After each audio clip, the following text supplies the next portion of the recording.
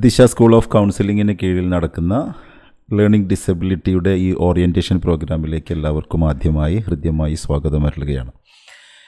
ദിശ school of counselling Ponnani ആസ്ഥാനമായി പ്രവർത്തിച്ചുകൊണ്ടിരിക്കുന്ന ഒരു സ്ഥാപനമാണ്. കൗൺസിലിംഗ്, അതുപോലെ തന്നെ റെമഡിയൽ ട്രെയിനിങ്, സ്കിൽ ട്രെയിനിങ്ങുകളൊക്കെ ഈ സ്ഥാപനവുമായി ബന്ധപ്പെട്ട് നടക്കുന്നുണ്ട്. കഴിഞ്ഞ ഏകദേശം 10 വർഷത്തിലധികമായി ഈ സ്ഥാപനം പൊന്നാനി ബേസ് ചെയ്തുകൊണ്ട് പ്രവർത്തിക്കുന്നുണ്ട്. ഗൾഫിലും നാട്ടിലുമൊക്കെയായി പല ഓൺലൈൻ കോഴ്സുകളിലൂടെ ആളുകൾ ഈ സ്ഥാപനവുമായി ബന്ധപ്പെട്ട് വരുന്നു.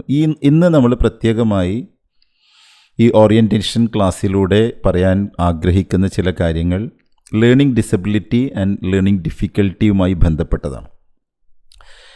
നിങ്ങളെല്ലാവരെയും ഈ പ്രോഗ്രാമിലേക്ക് സ്വാഗതം ചെയ്യുന്നത് വളരെ സന്തോഷത്തോടു കൂടിയാണ്. കാരണം കുറേ ടീച്ചേഴ്സ് ഇത് അറ്റൻഡ് ചെയ്തുകൊണ്ടിരിക്കുന്നുണ്ടായിരിക്കും, അല്ലെങ്കിൽ തൻ്റെ സ്വന്തം കുട്ടിയുടെ പഠനപരമായിട്ടുള്ള ബുദ്ധിമുട്ടുകളെ മറികടക്കുന്നതിന് വേണ്ടി ചില രക്ഷിതാക്കൾ അറ്റൻഡ് ചെയ്തുകൊണ്ടിരിക്കുന്നുണ്ടായിരിക്കും, അല്ലെങ്കിൽ ഈ മേഖലയിൽ പുതിയൊരു സ്കിൽ ഡെവലപ്പ് ചെയ്യണമെന്ന് ആഗ്രഹിക്കുന്ന പലരും ഈ ക്ലാസ് അറ്റൻഡ് ചെയ്യും. എന്നിരുന്നാലും ഈ കാലഘട്ടത്തിൽ പ്രത്യേകിച്ചും വിദ്യാർത്ഥികൾക്ക് ആവശ്യമായ ഇത്തരത്തിലുള്ളൊരു സപ്പോർട്ട് വളരെ അനിവാര്യമായൊരു സാഹചര്യത്തിലാണ് നമ്മളുള്ളത്. കുറേ കാലം മുൻപും ഇതുണ്ട്, കുട്ടികളിലൊക്കെ ഉണ്ട്. പക്ഷേ ഇപ്പോഴാണ് ഇത് ഇതുമായി ബന്ധപ്പെട്ടതാണ്, ഡിഫിക്കൽറ്റിയുമായി ബന്ധപ്പെട്ടതാണ്, അല്ലെങ്കിൽ ഡിസബിലിറ്റിയുമായി ബന്ധപ്പെട്ടതാണ് എന്ന് ആളുകൾ കണ്ട് മനസ്സിലാക്കി തുടങ്ങുന്നത് ഇപ്പോൾ അടുത്താണ്. ഇപ്പം നമ്മൾ സാധാരണ പറയാറുണ്ട്, അവന് പഠിക്കാൻ മടിയാണ്, അല്ലെങ്കിൽ പഠനത്തിൽ ശ്രദ്ധിക്കുന്നില്ല, അല്ലേ? നമ്മൾ സാധാരണഗതിയിൽ പഠന മേഖലയിൽ പറയുമ്പോഴുണ്ടാകുന്ന വലിയ വിഷയമാണത്. അല്ലെങ്കിൽ അക്ഷരങ്ങൾ തിരിച്ചറിയാൻ എൻ്റെ കുട്ടിക്ക് പ്രയാസമാണ്. അപ്പോൾ ഇതെന്തുകൊണ്ടാണ് ചില കുട്ടികളിൽ മാത്രം ഈ ബുദ്ധിമുട്ട് വരുന്നത്? അവിടെയാണ് നമ്മൾ ഈ ലേണിംഗ് ഡിസബിലിറ്റി എന്ന് പറയുന്ന കാര്യത്തെ വളരെ ഗൗരവത്തിൽ അഡ്രസ്സ് ചെയ്യുകയും മനസ്സിലാക്കുകയും ചെയ്യാൻ വേണ്ടി ശ്രമിക്കുന്നത്.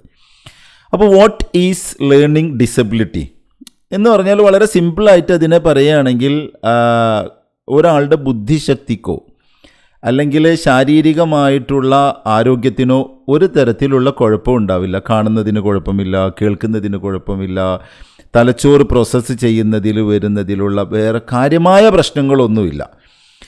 അപ്പോൾ ബ്രെയിനിലുണ്ടാകുന്ന ചില പ്രത്യേകമായിട്ടുള്ള മാറ്റങ്ങൾ രാസഘടനയുമായിട്ടൊക്കെ അതിന് ബന്ധമുണ്ട്. അപ്പോൾ ഇത് മടിയല്ല എന്ന തിരിച്ചറിവാണ് നമുക്ക് ആദ്യമായിട്ട് ഉണ്ടാകേണ്ടത്. മടിയല്ല, മറിച്ച് തലച്ചോറിൻ്റെ സവിശേഷമായ രീതിയിലുള്ള പ്രത്യേകമായിട്ടുള്ള ഒരു അവസ്ഥയാണ് എന്ന് മനസ്സിലാക്കുക.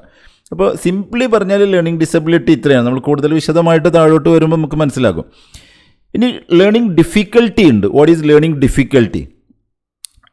ഇത് 2 സംഭവങ്ങളുണ്ട്. ഒന്ന് പഠന വൈകല്യ കാര്യങ്ങൾ, മറ്റൊന്ന് പഠന പ്രയാസ കാര്യങ്ങൾ. ഇത് രണ്ടും തമ്മിൽ നേരിയ വ്യത്യാസമുണ്ട്. അപ്പോൾ ലേണിംഗ് ഡിസബിലിറ്റി എന്ന് പറഞ്ഞാൽ ജന്മനാ ഉണ്ടാകുന്ന കാര്യങ്ങളാണ്. ജീവിതകാലം മുഴുവനും ഇത് നിലനിൽക്കും. ഉദാഹരണത്തിന് ഡിസ്ലെക്സിയ എന്ന് പറയുന്ന ഭാഗം. അപ്പോൾ അതേപോലെ തന്നെ ലേണിംഗ് ഡിഫിക്കൽറ്റി, ഇത് ചില സാഹചര്യങ്ങൾ കൊണ്ടാണ് ലേണിംഗ് ഡിഫിക്കൽറ്റി ഉണ്ടാകുന്നത്. ഒന്നുകിൽ ശരിയായ ടീച്ചിങ് ലഭിക്കാത്തത് കൊണ്ടായിരിക്കാം, അല്ലെങ്കിൽ വീട്ടിലുള്ള പ്രശ്നങ്ങൾ കൊണ്ടായിരിക്കാം, അതല്ലെങ്കിൽ കാഴ്ച മൂലം ഉണ്ടാകുന്ന പ്രശ്നങ്ങളുണ്ട്, കേൾവി മൂലം ഉണ്ടാകുന്ന പ്രശ്നങ്ങളുണ്ട്. ഇതുകൊണ്ടൊക്കെ പഠനത്തിൽ പിന്നോട്ട് പോകുന്ന അവസ്ഥയാണിത്. ഇത് നമ്മൾ നന്നായിട്ട് ശ്രദ്ധിച്ചാൽ ഈ കുട്ടിയെ നമുക്ക്, ഇത്തരത്തിലുള്ള പ്രയാസങ്ങൾ അനുഭവിക്കുന്ന കുട്ടികളെ നമുക്ക് ആ ബുദ്ധിമുട്ടുകളിൽ നിന്ന് മാറ്റിയെടുക്കുവാനായിട്ട് കഴിയും. ഇപ്പം നമുക്കൊരു ചെറിയൊരു കഥയിലൂടെ പറയുകയാണെങ്കിൽ, 2ാം ക്ലാസ്സിൽ പഠിക്കുന്ന മിന്നു എന്ന് പറയുന്ന ഒരു കുട്ടിയുടെ ഒരു ചെറിയ സ്റ്റോറി ഞാൻ പറയാം. ചിത്രം വരക്കാൻ വളരെ മിടുക്കിയാണ്, കഥ പറയാൻ വളരെ മിടുക്കിയാണ്. പക്ഷെ ടീച്ചർ ബോർഡിൽ എഴുതുന്ന സമയത്ത് ഈ കുട്ടിക്ക് ശരിയായ രീതിയിൽ റീഡ് ചെയ്യാൻ വേണ്ടി പറ്റില്ല. സ്പെല്ലിങ്സ് ജമ്പ് ചെയ്യുന്നത് പോലെ തോന്നും. സോ എന്ന് എഴുതുന്ന സമയത്ത് പിന്നെ വാസ് എന്ന് വായിക്കും, ഡി എന്നെഴുതിയാൽ ബി എന്ന് വായിക്കും. ഇങ്ങനെ തുടങ്ങി ചില ബുദ്ധിമുട്ടുകൾ അനുഭവിക്കുന്നുണ്ട്. അപ്പോൾ ഇതൊക്കെ കാണുമ്പോൾ സ്വാഭാവികമായിട്ടും കൂട്ടുകാർ ഇവരെ കളിയാക്കും, അല്ലേ? 2ാം ക്ലാസ്സിൽ പഠിക്കുന്ന കുട്ടിയാകുമ്പോൾ സ്വാഭാവികമായിട്ടുണ്ടായിരിക്കും, മിന്നു എന്ന് പറയുന്ന കുട്ടിക്ക് വിവരമൊന്നുമില്ല, അവൾക്ക് ബുദ്ധിയില്ല എന്നൊക്കെ പറഞ്ഞിട്ട് കളിയാക്കും. ആ കുട്ടി കരയാൻ വേണ്ടിയിട്ട് തുടങ്ങുന്നു. പക്ഷേ ടീച്ചർ ക്ലാസ്സിൽ തിരിച്ചറിയുന്നു, മിന്നുവിൻ്റെത് ബുദ്ധിക്കുറവിൻ്റെ പ്രശ്നമല്ല, മറിച്ച് അത് ഒരു സ്പെഷ്യൽ എഡ്യൂക്കേറ്റർ നിർത്തിക്കൊണ്ട് സ്പെഷ്യൽ എഡ്യൂക്കേഷനിലൂടെ അല്ലെങ്കിൽ റെമഡിയൽ ട്രെയിനിങ്ങിലൂടെ മാറ്റിയെടുക്കുവാൻ വേണ്ടി പറ്റുന്ന ഒരു അവസ്ഥയാണ് എന്ന് ടീച്ചർ മനസ്സിലാക്കുന്നു. ഓക്കെ, അപ്പോൾ കൃത്യമായ അക്ഷരങ്ങളുടെ പരിശീലനം കൊടുക്കുന്നു, മിറർ റൈറ്റിങ്ങുമായി ബന്ധപ്പെട്ടിട്ടുള്ള പിന്നെ ടീച്ചിങ് കൊടുക്കുന്നു. ഇതിലൂടെ അതിനെ മറികടക്കാൻ വേണ്ടിയിട്ട് പറ്റുന്നു. ഇങ്ങനെ പറയുകയാണെങ്കിൽ കുറേ എക്സാമ്പിൾസ് നമുക്ക് പറയാൻ വേണ്ടി പറ്റും. 10ാം ക്ലാസ്സിൽ പഠിക്കുന്ന ഒരു രാഹുൽ എന്ന് പറയുന്ന ഒരു സ്റ്റുഡൻറ്റിൻ്റെ അനുഭവം കൂടി ഞാൻ പറയാം. പഠനത്തിലൊക്കെ മിടുക്കാണ്, പക്ഷേ കണക്കിൻ്റെ ക്ലാസ്സിൽ, മാത്സിൻ്റെ ക്ലാസ് എന്ന് പറയുന്നത് കേൾക്കുന്നത് തന്നെ ഈ കുട്ടിക്ക് ഭയങ്കര പേടിയാണ്. ഏറ്റവും സിമ്പിളായിട്ടുള്ള കൂട്ടലുകളും കുറക്കലുകളും അതുപോലെ തന്നെ മൾട്ടിപ്ലിക്കേഷനുകളും വരെ 10ാം ക്ലാസ്സിൽ എത്തിയിട്ട് പോലും ഈ കുട്ടിക്ക് കൃത്യമായിട്ട് എഴുതാൻ വേണ്ടിയിട്ട് പറ്റുന്നില്ല. ഓക്കെ, ഇപ്പോൾ 69 എന്ന് പറഞ്ഞാൽ 96 എന്ന് എഴുതും. ഇതൊക്കെ ഓർത്തിരിക്കാനും ഭയങ്കര പ്രയാസമാണ്. അപ്പോൾ ടീച്ചേഴ്സ് ആദ്യം കരുതുന്നത് ഇവന് പഠിക്കാനുള്ള എന്തൊക്കെയോ പ്രയാസങ്ങളുണ്ട്, ബുദ്ധിമുട്ടുകളുണ്ട്. ഇതിനെ നമ്മൾ പറയുന്നത് ഡിസ്കാൽക്കുലിയയാണ്.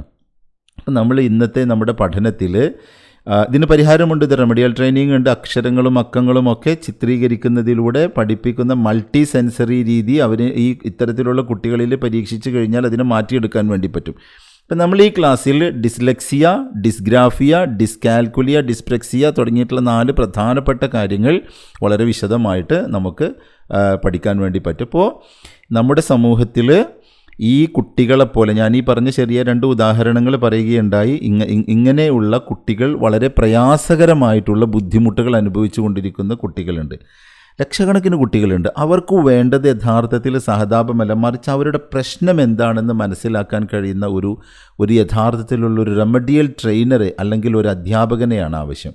ഇപ്പോൾ ലേണിംഗ് ഡിസബിലിറ്റി സ്പെഷ്യലിസ്റ്റ് ആകുക എന്നത് യഥാർത്ഥത്തിൽ ഒരു കുട്ടിയുടെ എന്താ പറയുക, നമ്മൾ സാഹിത്യത്തിൻ്റെ ഭാഷയിൽ പറഞ്ഞാൽ അവരുടെ ഇരുളടഞ്ഞു പോയ അല്ലെങ്കിൽ അവരാശങ്കപ്പെടുന്ന പ്രയാസപ്പെടുന്ന ബുദ്ധിമുട്ടുകളിൽ നിന്ന് അവരെ ഒരു വെളിച്ചത്തിലേക്ക് കൊണ്ടുവരിക എന്നതാണ് നമ്മൾ ചെയ്യുന്ന ഈ കാര്യമെന്ന് പറയുന്നത്. ഇനി നമുക്ക് ഓരോ സ്ലൈഡുകളിലേക്കായിട്ട് പോയിട്ടത് കൃത്യമായിട്ട് നമുക്ക് വിശദീകരിക്കാൻ വേണ്ടി ശ്രമിക്കാം. അപ്പോൾ ഇതിൽ പ്രധാനപ്പെട്ട ഒരു കാര്യം ലേണിംഗ് ഡിസബിലിറ്റി മാനേജ്മെൻറ്റ് എന്ന് പറയുന്നത് അത് തിരിച്ചറിയുക എന്നതാണ്. ലേണിംഗ് ഡിസബിലിറ്റി എന്നിട്ട് അതിനാവശ്യമായിട്ടുള്ള പിന്തുണ കൊടുക്കുക.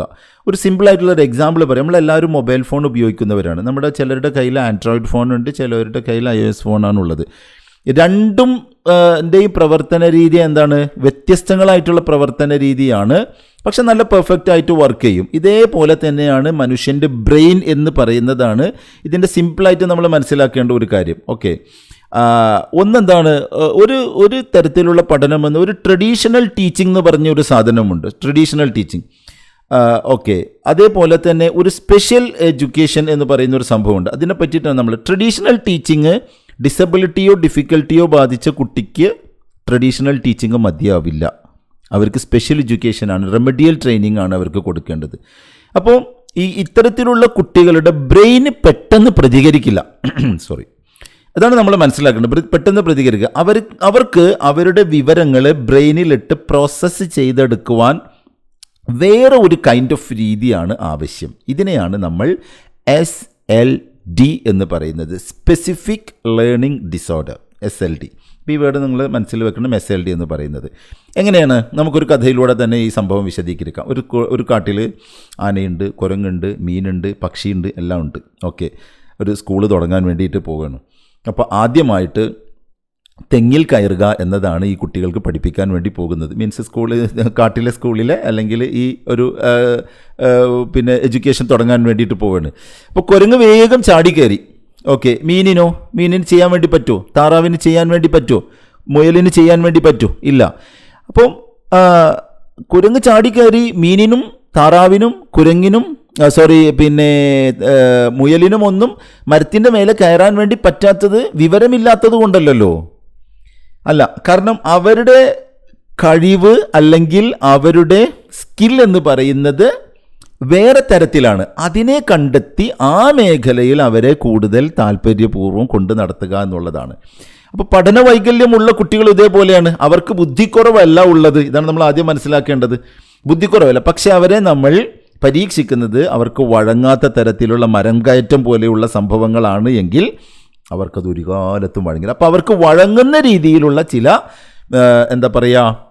സംവിധാനങ്ങൾ, ചില പ്രോസസ്സിങ് രീതികൾ നമ്മൾ അവരെ പഠിപ്പിച്ച് മനസ്സിലാക്കുന്നു എന്നതാണ് ഇതിൽ വളരെ പ്രധാനപ്പെട്ട കാര്യം. അതോടൊപ്പം തന്നെ നമ്മൾ ചേർത്ത് മനസ്സിലാക്കേണ്ട വേറെ ഒരു കാര്യമെന്ന് പറയുന്നത് നമ്മുടെ ബ്രെയിനിൽ ഒരു ഫിൽറ്ററിങ് സിസ്റ്റം വർക്ക് ചെയ്യുന്നുണ്ട്. ഒരു ഫിൽറ്ററിങ് സിസ്റ്റം ലൈക്ക് നമ്മളൊരു ക്ലാസ് ഇപ്പം എൻ്റെ ക്ലാസ് നിങ്ങൾ മൊബൈലിലോ ലാപ്ടോപ്പിലോ ടി വിയിലോ ഒക്കെ ഇട്ട് കണ്ടുകൊണ്ടിരിക്കുന്നു അല്ലേ. അപ്പോൾ ഇതിനിടയിൽ പുറത്തുകൂടെ ഒരു വാഹനത്തിൻ്റെ ഹോൺ സൗണ്ട് കേൾക്കാം. നിങ്ങളുടെ റൂമിൽ ഫാൻ കറങ്ങുന്നുണ്ടായിരിക്കാം, അല്ലെങ്കിൽ അപ്പുറത്ത് വേറെ ആരെങ്കിലും സംസാരിക്കുന്നുണ്ടായിരിക്കാം. ഈ സംസാരങ്ങളുടെ ഇടയിൽ നിന്നെല്ലാം ഞാൻ ഈ സംസാരിച്ചുകൊണ്ടിരിക്കുന്ന, ഞാൻ ഈ ക്ലാസ് എടുത്തുകൊണ്ടിരിക്കുന്നത്, നിങ്ങൾ ആ ശബ്ദങ്ങളെയൊക്കെ മാറ്റി ഈ ശബ്ദത്തിൽ മാത്രം കോൺസെൻട്രേറ്റ് ചെയ്യുന്നു. ഇത് നിങ്ങൾക്ക് ഫിൽറ്ററിങ് സിസ്റ്റം നിങ്ങളുടെ ബ്രെയിനിൽ കൃത്യമായി വർക്ക് ചെയ്യുന്നതുകൊണ്ടാണ്. ഡിസബിലിറ്റിയോ ഡിഫിക്കൽട്ടിയോ ഉള്ള കുട്ടികളിൽ ഏതൊക്കെയോ അർത്ഥത്തിൽ ഈ ഫിൽറ്ററിങ് സിസ്റ്റം വർക്ക് ചെയ്യുകയില്ല. അവർ ആ ഹോൺ അടിക്കുന്ന ശബ്ദവും ഈ ഫാൻ കറങ്ങുന്ന ശബ്ദവും അപ്പുറത്തിരുന്ന് സംസാരിക്കുന്നവരുടെ സംസാര ശബ്ദവും ഒക്കെ അവരുടെ മനസ്സിൽ എല്ലാം കൂടി ഇതിങ്ങനെ വന്നു നിൽക്കും. ഇതിൻ്റെ വേറെ ഒരു തലത്തിലുള്ള ഒരു സംഭവമാണ്. ഇപ്പോൾ ഞാൻ ഒരു എക്സാമ്പിൾ പറയാം. അതെന്ന് പറഞ്ഞാൽ ഒരു 4ാം ക്ലാസ്സിൽ പഠിക്കുന്ന അർജുൻ എന്ന് പറയുന്ന ഒരു കുട്ടി ഏറ്റവും ബാക്കിലെ ബെഞ്ചിലാണ് ഇരിക്കുന്നത്. മലയാളം നന്നായിട്ട് വായിക്കും, കഥകൾ പറയും. പക്ഷേ ഇംഗ്ലീഷ് അക്ഷരങ്ങൾ കണ്ടു കഴിഞ്ഞാൽ ഞാൻ നേരത്തെ സൂചിപ്പിച്ചതുപോലെ ഡി ഇട്ടാൽ ബി വായിക്കും, 9 ഇട്ടാൽ പി വായിക്കും, പീനെ തിരിച്ചെഴുതും, 9 പോലെ എഴുതും, അങ്ങനെ. അപ്പം ഇതെങ്ങനെയാണ് തിരിച്ചറിയുക?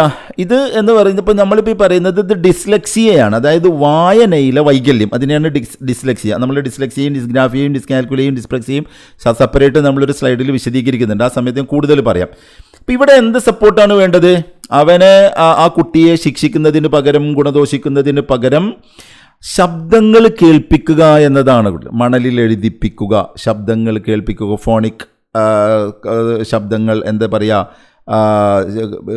കേൾപ്പിക്കുക, അങ്ങനെ പഠിപ്പിക്കുക. അപ്പോൾ പരീക്ഷകളിൽ അവന് ചോദ്യങ്ങൾ വായിച്ച് കേൾപ്പിച്ചു കൊടുക്കുക. വായിക്കാനാണല്ലോ പ്രയാസം, കാരണം ആ കുട്ടിക്ക് ഉള്ള ബുദ്ധിമുട്ടെന്ന് പറയുന്നത് ഡിസ്ലെക്സിയാണ്. അപ്പോൾ പരീക്ഷ വന്നു കഴിഞ്ഞാൽ വായിച്ചു കൊടുക്കുക. അപ്പോൾ ഇതിൻ്റെ റിസൾട്ട് എന്താ ഉണ്ടാവുക? ഇപ്പോൾ റിസൾട്ട് വലിയ റിസൾട്ടായിരിക്കും. എക്സാമിൽ നല്ല രീതിയിലുള്ള, കാരണം വായനയിലാണ് പ്രശ്നം, എഴുത്തിൽ പ്രശ്നമൊന്നുമില്ല. അപ്പോൾ വായിച്ചു കൊടുത്തു കഴിഞ്ഞാൽ അവൻ ഭംഗിയായിട്ട് അതിൻ്റെ ആൻസർ ചെയ്യും. ആ കുട്ടി വളരെ പഠിച്ചു മിടുക്കനായി വളർന്ന് മുന്നോട്ട് പോകാൻ ഒരു തടസ്സം ഉണ്ടാവില്ല. ഇപ്പം ഞാൻ നിങ്ങളുടെ അടുത്ത് ഇത്രയും പറഞ്ഞ ഈ ഒരു ഇൻട്രൊഡക്ഷനുമായി ബന്ധപ്പെട്ട് 1-2 കാര്യങ്ങൾ, നിങ്ങളെപ്പോഴെങ്കിലും മടിയൻ എന്ന് വിളിച്ചിട്ടുള്ള ഒരു കുട്ടിയെ നിങ്ങൾ കണ്ടിട്ടുണ്ടോ? ഉണ്ടാവും അല്ലേ, സ്വാഭാവികമായിട്ടും കണ്ടിട്ടുണ്ടാകാം. അതേപോലെ തന്നെ രണ്ടാമതായിട്ട് കണക്കിൽ മാത്രം തോറ്റുപോകുന്ന, പാട്ട് പാടാൻ കഴിയുന്ന, ബാക്കിയുള്ള സബ്ജക്റ്റുകളിലൊക്കെ നല്ല റിസൾട്ട് ഉണ്ടാക്കുന്ന ഒരു കുട്ടിയെ നിങ്ങൾ കണ്ടിട്ടുണ്ടാവില്ലേ? തീർച്ചയായിട്ടും കണ്ടിട്ടുണ്ടായി. അപ്പോൾ ഈ കോഴ്സിൽ ഇന്ന് പറയുന്ന ഈ ഓറിയൻറ്റേഷനിലും അതേപോലെ തന്നെ നിങ്ങൾക്ക് താല്പര്യമുള്ളവർ നമ്മൾ നടത്തുന്ന ഒരു കോഴ്സിലേക്ക് ചേരാൻ വേണ്ടി പോകുന്നവർക്കും നമ്മൾ ലക്ഷ്യമിടുന്നത് എന്താണെന്ന് വെച്ചാൽ, ഇത്തരത്തിലുള്ള കുട്ടികളെ വെറുതെ പഠിപ്പിക്കുക എന്നതല്ല, അതിനപ്പുറം അവരെ തിരിച്ചറിയാൻ, ഐഡൻറ്റിഫൈ ചെയ്യുവാൻ, അതേപോലെ തന്നെ അവരുടെ പ്രശ്നങ്ങൾ മനസ്സിലാക്കുവാൻ, അവർ അണ്ടർസ്റ്റാൻഡ് ചെയ്യാൻ, അങ്ങനെ അവരെ സമൂഹത്തിൻ്റെ മുൻനിരയിലേക്ക് കൊണ്ടുവരാൻ, സപ്പോർട്ട് ചെയ്ത് കൊണ്ടുവരുവാൻ വേണ്ടി ഉള്ള ഒരു ശ്രമമാണ് നമ്മൾ ഈ ക്ലാസ്സിലൂടെ നടത്തുന്നത്. സോ അതുകൊണ്ടാണ് ഇതൊരു സ്കില്ലാണ്. ഈ സ്കിൽ ഡെവലപ്പ് ചെയ്യാൻ വേണ്ടി ഇവിടെ എത്തിയിട്ടുള്ള എല്ലാവരെയും ഒരിക്കൽ കൂടി ദിശയുടെ പേരിൽ ഞാൻ വളരെ സന്തോഷത്തോടു കൂടി സ്വാഗതം ചെയ്യുകയാണ്. ഇനിയാണ് നമ്മൾ ഓരോ പോയിന്റിലേക്ക് കിടക്കുന്നത്. നോക്കാം. What is learning disability, LD എന്ന് പറയുന്ന സംഭവം എന്താണ്?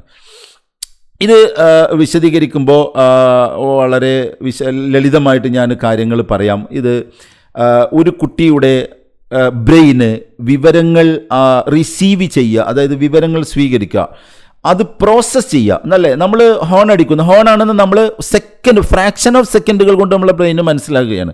ഞാൻ ഈ സംസാരിക്കുന്ന കാര്യങ്ങളൊക്കെ നിങ്ങളുടെ ബ്രെയിനെ ആക്സെപ്റ്റ് ചെയ്യുന്നു, അതിനെ പ്രോസസ്സ് ചെയ്യുന്നു, ഈ പറയുന്ന കാര്യങ്ങൾ ഇന്നതാണെന്ന് നിങ്ങൾക്ക് മനസ്സിലാകുന്നു. അപ്പോൾ ഇതിൽ കാണിക്കുന്ന എന്താ പറയുക, ഒരു വ്യത്യസ്തത ഡിസബിലിറ്റി ബാധിച്ചിട്ടുള്ള കുട്ടികൾക്ക് ഇത്തരത്തിലുള്ള കാര്യങ്ങൾ കേൾക്കുമ്പോൾ പെട്ടെന്ന് തന്നെ പ്രോസസ്സ് ചെയ്യുന്നതിലുള്ള ഒരു വ്യത്യസ്തത, ഇത് ബുദ്ധിക്കുറവുമായിട്ട് നമ്മൾ ഒരിക്കലും കണക്ട് ചെയ്യാൻ പാടില്ല. നമ്മൾക്കെല്ലാവർക്കും ഓരോ കാര്യങ്ങൾ ചെയ്യുന്നതിൽ ഓരോ രീതിയില്ലേ അല്ലേ? കുളിക്കുന്നതിൽ ചിലർക്ക് കൂടുതൽ സമയം വേണ്ട, വാഷ്റൂം ഉപയോഗിക്കുമ്പോൾ കൂടുതൽ സമയം വേണ്ടതായിട്ട് വരും. എഴുതുമ്പോൾ ചിലർക്ക് പല വ്യത്യസ്തങ്ങളായിട്ടുള്ള ഹാൻഡ് റൈറ്റിങ്ങുകളുള്ളവരുണ്ട്, സ്പീഡുള്ളവരുണ്ട്, സ്പീഡില്ലാത്തവരുണ്ട്, ഭക്ഷണം കഴിക്കുന്നതിൽ വ്യത്യാസങ്ങളുള്ളവരുണ്ട്. അങ്ങനെ വ്യത്യസ്തങ്ങളായിട്ടുള്ള പല കാര്യങ്ങളും ചെയ്യുന്നവരുണ്ട്. അപ്പോൾ ഓരോ കുട്ടികൾക്കും ഒരു റൂട്ട് ആവശ്യമാണ്. ഒരു എക്സാമ്പിൾ പറയുകയാണെങ്കിൽ, നമ്മുടെ വീട്ടിലുള്ള വയറിങ്ങിനെ പറ്റിയിട്ടൊന്ന് ആലോചിച്ച് നോക്കിയാൽ മതി. സ്വിച്ച് ഇട്ടാൽ ബൾബ് കത്തണം അല്ലേ? ചിലപ്പോൾ സ്വിച്ച് ഇട്ടാൽ ബൾബ് കത്താൻ അല്പം വൈകും അല്ലെങ്കിൽ വയറുകൾ തമ്മിൽ മാറിപ്പോയത് കൊണ്ട് മറ്റൊരു സ്വിച്ച് ഇട്ടാലായിരിക്കും വേറെ ഒരു ബൾബ് കത്തുക, അല്ലേ? ചിലപ്പോൾ സ്വിച്ച് ഓൺ ചെയ്ത് കഴിഞ്ഞാൽ ബൾബ് ഓഫാകും, ഓഫ് മോഡിൽ ഇട്ട് കഴിഞ്ഞാൽ ഓൺ ആകും. അപ്പം ഇത് എന്തുകൊണ്ടല്ല, വയറിൻ്റെ പ്രശ്നം കൊണ്ടുമല്ല, സ്വിച്ചിൻ്റെ പ്രശ്നം കൊണ്ടുമല്ല, അത് ഫിറ്റ് ചെയ്തിട്ടുള്ള ആ സംഭവത്തിൻ്റെ പ്രശ്നം കൊണ്ടാണ് ഉണ്ടാകുന്നത്. ഇതുപോലെയാണ് LD ഉള്ള കുട്ടികളുടെ ബ്രെയിനും. അവർക്ക് വിവരങ്ങൾ കൈമാറുന്ന വയറിങ്ങിൽ ഒരു പ്രത്യേകതയുണ്ട്. മനസ്സിലായില്ലേ? അവർക്ക് വിവരങ്ങൾ കൈമാറുന്ന, നമ്മുടെ ഇപ്പോൾ ഈ പറഞ്ഞു വെച്ച എക്സാമ്പിൾ നോക്കുകയാണെങ്കിൽ അതിന് ഒരു പ്രത്യേകതയുണ്ട്. ഓക്കെ, ഞാൻ ഒരു ചെറിയ ഒരു കഥ പറയാമെന്ന് പറഞ്ഞു കഴിഞ്ഞാൽ, കഥയാണല്ലോ ഇപ്പോൾ എല്ലാവർക്കും ഇഷ്ടമല്ലേ. കുട്ടികളെ തന്നെ നമ്മൾ പഠിപ്പിക്കുമ്പോൾ കഥ പറഞ്ഞ് പഠിപ്പിക്കുക എന്നുള്ള ആശയം കൂടി ഇതിലൂടെ ഞാൻ പാസ് ചെയ്യാൻ ആഗ്രഹിക്കുന്നുണ്ട്. അപ്പോൾ സച്ചു എന്ന് പറയുന്ന കുട്ടി ഭയങ്കര ഇഷ്ടമില്ലാത്ത കുട്ടിയൊന്നുമില്ല, അല്ലേ? അപ്പോൾ കാറുകളുടെ മോഡലുകൾ അവന് കൃത്യമായി അറിയാം, എന്തെല്ലാം മോഡലുകൾ കാറുകളുണ്ട് അതൊക്കെ അറിയാം. പക്ഷെ കാർ എന്ന് ടീച്ചർ ബോർഡിൽ എഴുതി കഴിഞ്ഞാൽ കുട്ടി കാറ്റ് എന്ന് വായിക്കും. സി അവന് തിരിച്ച് ഇങ്ങനെ എഴുതുന്ന സി അവന് തിരിഞ്ഞു കിടക്കുന്നതായി മിറർ ഇമേജ് പോലെ അവന് തോന്നും. അപ്പോൾ ഇത് ശ്രദ്ധിക്കാത്തതാണ് എന്ന് കരുതി ടീച്ചർ വഴക്ക് പറയുന്നു. പക്ഷെ കുട്ടി മനഃപൂർവ്വമല്ല, ഇത് ശ്രദ്ധിക്കാത്തതൊന്നും കൊണ്ടുമല്ല, അവൻ്റെ ബ്രെയിൻ നമ്മൾ നേരത്തെ പറഞ്ഞതുപോലെയുള്ള പ്രോസസ്സിങ്ങുമായി ബന്ധപ്പെട്ട് നടക്കുന്ന ഒരു ബുദ്ധിമുട്ടാണ് എന്ന് അവൻ മനസ്സിലാക്കുന്നു.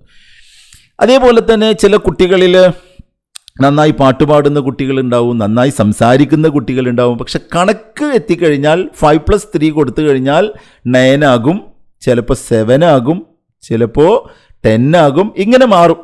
9 ഇട്ട് കൊടുത്തു കഴിഞ്ഞാൽ 6 എന്ന് വായിക്കും. അപ്പോൾ പഠിക്കാനുള്ള മിടുക്കുണ്ട്. അപ്പോൾ ടീച്ചർ എന്താ പറയുക, രക്ഷിതാക്കളുടെ അടുത്ത് നല്ല മിടുക്കുണ്ട്, പക്ഷെ തീരെ ശ്രദ്ധിക്കൂല എന്നാണ് പറയുന്നത്. പക്ഷെ യഥാർത്ഥത്തിൽ ഈ പറയുന്ന കുട്ടികളെ സംബന്ധിച്ചിടത്തോളം ആ കുട്ടികൾക്ക് ഡിസ്കാൽക്കുലിയ എന്ന് പറയുന്ന അവസ്ഥയായിരിക്കും ഉണ്ടായിരിക്കുക.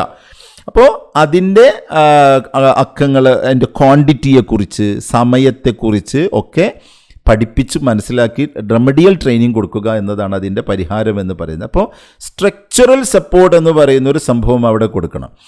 അപ്പോൾ ഞാൻ ഈ ഒരു സ്ലൈഡിൽ നിങ്ങൾ മനസ്സിലാക്കേണ്ടത് നോട്ട് ലേസിനെസ്, ഇതൊരു മടിയല്ല, കുട്ടി മനഃപൂർവ്വം പഠിക്കാതിരിക്കുന്നതല്ല, അവർ ശ്രദ്ധിക്കാത്തത് കൊണ്ടല്ല, എന്താണ് നോർമൽ ഇൻ്റലിജൻസിൻ്റെ ഒരു പ്രശ്നമല്ല. ഓക്കെ, ബുദ്ധിക്കുറവ് കൊണ്ടുള്ളൊരു പ്രശ്നമല്ല. LD ഉള്ള പല കുട്ടികളും ഒരുപക്ഷെ ഐൻസ്റ്റീൻ്റെ കഥ നമുക്കറിയാലോ, അല്ലേ? ഐൻസ്റ്റീൻ്റെ വൈറലായിട്ടുള്ള കഥയാണ്. ബുദ്ധിയൊന്നുമില്ല എന്ന് പറഞ്ഞ് സ്കൂളിൽ നിന്ന് തിരിച്ച് വീട്ടിലേക്ക് അയക്കുകയാണ്. കുട്ടീൻ്റെ കയ്യിലൊരു ലെറ്റർ കൊടുക്കുന്നുണ്ട് ആ ടീച്ചർ, ഇനി കുട്ടീനെ സ്കൂളിലേക്ക് വിടരുത്. ലോകം കണ്ട ഏറ്റവും വലിയ പല പ്രധാനപ്പെട്ട 32 കണ്ടുപിടുത്തങ്ങളിൽ ഒന്ന് കണ്ടുപിടിച്ചു, അല്ല ഇപ്പോഴും നമ്മൾ ബൾബിൻ്റെ കണ്ടുപിടുത്തം നടത്തിയിട്ടുള്ളത്. അപ്പോൾ ടീച്ചർ എന്താ പറഞ്ഞത്? ടീച്ചർ പറഞ്ഞത് ഒരു തരത്തിലുള്ള ബുദ്ധിയില്ലാത്ത കുട്ടിയായിട്ട് ടീച്ചർ. അപ്പോൾ റെമഡിയേഷൻ എന്ന് പറയുന്ന ഒരു സംഭവം ശരിയായ രീതിയിലുള്ള സ്ട്രക്ചറൽ സപ്പോർട്ട് കൊടുത്തു കഴിഞ്ഞാൽ ഈ കുട്ടികളെ നമുക്ക് മുന്നോട്ട് കൊണ്ടുവരാൻ വേണ്ടി പറ്റുമെന്നാണ് മനസ്സിലാക്കുന്നത്. ഇനി നമുക്ക് ലേണിംഗ് ഡിസബിലിറ്റി കഴിഞ്ഞിട്ട് അതിൻ്റെ തൊട്ടടുത്ത സ്ലൈഡിലേക്ക് പോകുമ്പോൾ ഇത് നമുക്ക് നോക്കാം. Okay, types of learning disabilities എന്തൊക്കെയാണ്? ഇതാണ് ഞാൻ നേരത്തെ സൂചിപ്പിച്ചത്. ഇവിടെ നമ്മൾ ഓരോന്നും വ്യത്യസ്തങ്ങളായി എടുത്ത് പഠിക്കുകയാണ്. എന്താണ് ഡിസ്ലെക്സിയ എന്ന് പറഞ്ഞാൽ, നേർക്ക് നേരെ പറഞ്ഞാൽ വായനയുമായി ബന്ധപ്പെട്ട difficulty in reading, decoding words, ഇതൊക്കെ ഇതുമായി ബന്ധപ്പെട്ടിട്ടുള്ള കാര്യങ്ങളാണ്. ലളിതമായിട്ട് പറഞ്ഞാൽ പുസ്തകത്തിലുള്ള അക്ഷരങ്ങൾ നീങ്ങുക അവർക്ക് തോന്നും, ഇങ്ങനെ മൂവ് ചെയ്യുന്നു എന്ന് അവർക്ക് തോന്നും, അല്ലെങ്കിൽ തലയിരിഞ്ഞ് എടുക്കുന്നത് പോലെ തോന്നും. ഇത് കുട്ടികൾക്ക് അനുഭവപ്പെടുകയാണ്. ഇപ്പോൾ B എന്ന് എഴുതി കഴിഞ്ഞാൽ D എന്ന് പോലെ. നമ്മൾ നേരത്തെ കുറച്ച് ഉദാഹരണങ്ങൾ പറഞ്ഞു. 9നെ നേരെ തലതിരിഞ്ഞ് കിടക്കുന്നതായിട്ട് തോന്നും. അപ്പോൾ B എന്നതിന് പകരം D വായിക്കുക, വാസ് എന്നതിന് പകരം സോന്ന് വായിക്കുക, ഇങ്ങനെ തുടങ്ങിയിട്ടുള്ള കുറേ സംഭവങ്ങളായിട്ടാണ് അവർക്ക് തോന്നുന്നത്. അപ്പോൾ children may reserve letters or structure with phonological awareness. ഇതാണ് ഇതിൽ മനസ്സിലാക്കേണ്ട വളരെ പ്രധാനപ്പെട്ട ഒരു സംഭവമാണ്. ഈ എന്താ പറയുക, വായനയുമായി ബന്ധപ്പെട്ടിട്ടുള്ള സകലമാന കാര്യങ്ങളെയും ഡിസ്ലെക്സിയ എന്ന് പറയുന്ന കാറ്റഗറിയിലാണ് നമ്മൾ ഉൾപ്പെടുത്തിയിട്ടുള്ളത്. ഇനി നെക്സ്റ്റിലേക്ക് വരുന്ന സമയത്ത് ഡിസ്ഗ്രാഫി. അപ്പോൾ ഒരു കുട്ടി ഇങ്ങനെ സ്പെല്ലിങ്സ് മൂവ് ചെയ്യുന്നത് പോലെ തലതിരിച്ചിട്ടൊക്കെ വായിക്കുന്ന സമയത്ത് നമ്മൾ ആ കുട്ടീനെ ശകാരിക്കുകയോ മറ്റോ ചെയ്യുന്നതിന് പകരം അത് ലേണിംഗ് ഡിസബിലിറ്റി ആണെന്ന് മനസ്സിലാക്കി പിന്നെ ആ കുട്ടിക്ക് ട്യൂഷൻ ഒന്നും കൊടുക്കാതെ നേരെ റെമഡിയൽ ട്രെയിനിങ്ങുമായി ബന്ധപ്പെട്ടിട്ടുള്ള ആളുകളുടെ അടുത്തേക്കാണ് അല്ലെങ്കിൽ ട്രെയിനേഴ്സിൻ്റെ അടുത്തേക്കാണ് എത്തിക്കേണ്ടത് എന്നാണ് ഈ പറഞ്ഞത്. ഇനി നമ്മൾ ഡിസ്ഗ്രാഫിയിലേക്ക് പോകാം. എഴുത്തിലുള്ള തടസ്സങ്ങളാണ് challenges in writing, handwriting, legibility and fine motor coordination. എന്താണ് ഈ പറഞ്ഞത്? പേന പിടിക്കാനുള്ള ബുദ്ധിമുട്ട്, അക്ഷരങ്ങൾക്കിടയിൽ കൃത്യമായി അകലം പാലിക്കുന്നതിലുള്ള ബുദ്ധിമുട്ട്, വരി തെറ്റിയിട്ട് എഴുതുന്ന ബുദ്ധിമുട്ട്. ഒരു ഉദാഹരണം പറയുകയാണെങ്കിൽ വളരെ സാവകാശം എഴുതുന്ന ഒരു കുട്ടി എഴുതിയത് മറ്റാർക്കും വായിക്കാൻ പറ്റാത്ത രീതിയിലുള്ള, ആ കുട്ടിക്കും വായിക്കാൻ പറ്റില്ലായിരിക്കും, എഴുതുന്ന സമയത്ത് ഈ കുട്ടി വായിച്ചിട്ടൊക്കെ ആയിരിക്കും എഴുതുന്നുണ്ടായിരിക്കുക, പറ്റാത്ത ഒരു അവസ്ഥ. ഇതിനെ നമ്മൾ ഡിസ്ഗ്രാഫിയ എന്ന് പറയുന്നു. അപ്പം ഇങ്ങനെയുള്ളൊരു കുട്ടീനെ കണ്ടാൽ നമ്മൾ എന്താ ചെയ്യുക? കോപ്പി എഴുതിപ്പിച്ച് നോക്കും, എന്നിട്ട് ട്യൂഷന് പറഞ്ഞയച്ച് നോക്കും, പിന്നെ തല്ലും, വഴക്ക് പറയും, എത്ര ശ്രദ്ധിച്ചാലും മനസ്സിലാവില്ല എന്ന് പറയും. ഇതാണ്. അപ്പോൾ ഇങ്ങനെയുള്ള കുട്ടികളെ കണ്ടാൽ അവരിലും LD ഉണ്ട് എന്ന് മനസ്സിലാക്കി വേഗം ഒരു ലേണിംഗ് ഡിസബിലിറ്റി സെൻറ്ററിലേക്ക്, പിന്നെ റെമഡിയൽ ട്രെയിനിങ് സെൻറ്ററിലേക്ക് കൊണ്ടുപോയി ഒരു സ്പെഷ്യൽ എഡ്യൂക്കേറ്ററിൻ്റെ കീഴിലിരുത്തി അസസ്മെൻറ്റ് നടത്തിക്കൊണ്ട് ആ കുട്ടിയുടെ ബുദ്ധിമുട്ട് എന്താണെന്ന് കൃത്യമായി മനസ്സിലാക്കി കൊടുക്കുക. ഇനി നോക്കൂ, ഡിസ്കാൽക്കുലിയയിലേക്ക് വരുമ്പോൾ ആ വേർഡ് പറയുമ്പോൾ തന്നെ നമുക്ക് മനസ്സിലാവും. ഡിസ്കാൽക്കുലിയ എന്ന് പറഞ്ഞാൽ മാത്സുമായി ബന്ധപ്പെട്ടിട്ടുള്ള പ്രശ്നങ്ങളാണ്. അപ്പോൾ നമ്മൾ പറയുന്ന ഈ സംഖ്യകളുടെ മൂല്യം തിരിച്ചറിയുവാൻ വേണ്ടി പറ്റാത്ത അവസ്ഥ, നേരത്തെ പറഞ്ഞ പോലെ 5+3 സിമ്പിളായ കണക്കാണ്. അല്ല 1+1 ചിലപ്പോൾ ഒരു പക്ഷേ കുട്ടി പറയും, 2+2 പറയും. പക്ഷെ 5+3 പോലുള്ള ബിറ്റ് കോംപ്ലിക്കേറ്റഡ് ചെറിയ ബുദ്ധിമുട്ടുള്ള സംഭവം പോലും കുട്ടിക്ക് പറയാൻ വേണ്ടി പറ്റാത്ത അവസ്ഥ. 5 ആണോ 8 ആണോ വലുത് എന്ന് ചോദിച്ചു കഴിഞ്ഞാൽ പെട്ടെന്ന് തിരിച്ചറിയാൻ ബുദ്ധിമുട്ടുള്ള അവസ്ഥ. അപ്പോൾ ഒരു 5th സ്റ്റാൻഡേർഡിലും 4th സ്റ്റാൻഡേർഡിലൊക്കെ എത്തിയിരിക്കുന്ന ഒരു കുട്ടീൻ്റെ അടുത്ത് ഇങ്ങനെ ചോദിക്കുന്ന സമയത്ത് ആ കുട്ടിക്ക് പെട്ടെന്ന് ആൻസർ ചെയ്യാൻ വേണ്ടി പറ്റാത്ത അവസ്ഥ. അപ്പം ഇതൊക്കെ വന്നു കഴിഞ്ഞാൽ കുട്ടി ഇവൻ തീരെ ശ്രദ്ധിക്കില്ല, ഇവൻ ഇത്രയും ചെറിയ സംഭവം പോലും അവന് മനസ്സിലാക്കുന്നില്ല, പിന്നെ എന്തിനാ അവന് സ്കൂൾ പോകുന്നത് എന്നൊക്കെ നമ്മൾ ചോദിക്കും. പക്ഷേ അത് ഈ പറയുന്ന ഡിസ്കാൽക്കുലിയയുമായി ബന്ധപ്പെട്ടിട്ടുള്ള കാര്യങ്ങളാണ്. ഇനി നോക്കൂ, നമ്മൾ ഡിസ്പ്രാക്സിയ നോക്കാം. അത് ഡിസ്പ്രാക്സിയ എന്ന് പറഞ്ഞു കഴിഞ്ഞാൽ ഈ മൂവ്മെൻറ്റ് ചലനങ്ങൾ, അതിൽ ഒരു കൃത്യതയില്ലായിരിക്കുക അല്ലെങ്കിൽ ഏകോപനമില്ലായിരിക്കുന്ന അവസ്ഥയാണ് ഡിസ്പ്രാക്സിയ എന്ന് പറയുന്നത്. അതായത് നടത്തം, ഓട്ടം, അല്ലെങ്കിൽ നമ്മളെ കൈകൾ കൊണ്ടുള്ള കൃത്യമായ ജോലികൾ, ഉദാഹരണത്തിന് ഷൂവിൻ്റെ ലൈസ് കെട്ടുക, ഷർട്ടിൻ്റെ ബട്ടൺ ഇടുക, ഇങ്ങനെ തുടങ്ങിയിട്ടുള്ള സിമ്പിളായിട്ടുള്ള കാര്യങ്ങളിൽ നമ്മൾ കാണുമ്പോൾ മറ്റുള്ള കുട്ടികളിൽ നിന്ന് വ്യത്യസ്തങ്ങളായിട്ടുള്ള ഒരു ഇത് കാണാൻ പറ്റും. എന്താ പറയുക, ഒരു വ്യത്യാസം കാണാൻ വേണ്ടി പറ്റും. അപ്പോൾ പറയും, ഇവനെന്താ ഇങ്ങനെ ഈ ക്ലാസ്സിലെത്തിയിട്ടും ഇവനൊക്കെ ഇപ്പോഴും ഇങ്ങനെയാണോ? അപ്പോൾ ഇതൊന്നും ഒരു പ്രശ്നമല്ല നമ്മൾ പറയും. ഇനി പ്രോസസ്സിംഗ് ഡിസോർഡറും കൂടി പറയാം നമുക്ക്. ഓക്കെ, അപ്പോൾ അതായത് കേൾക്കുന്നതും കാണുന്നതുമായിട്ടുള്ള കാര്യങ്ങൾ തലച്ചോറ് റോങ് ആയിട്ട് വ്യാഖ്യാനിക്കുക. ഞാൻ പറഞ്ഞല്ലേ നേരത്തെ ഒരു ഫിൽറ്ററിങ് സംവിധാനത്തെക്കുറിച്ച് പറഞ്ഞു. നമ്മൾ ബ്രെയിനിലൊക്കെ കൃത്യമായ ഒരു ഫിൽറ്ററിങ് സിസ്റ്റം വർക്ക് ചെയ്യുന്നുണ്ട്.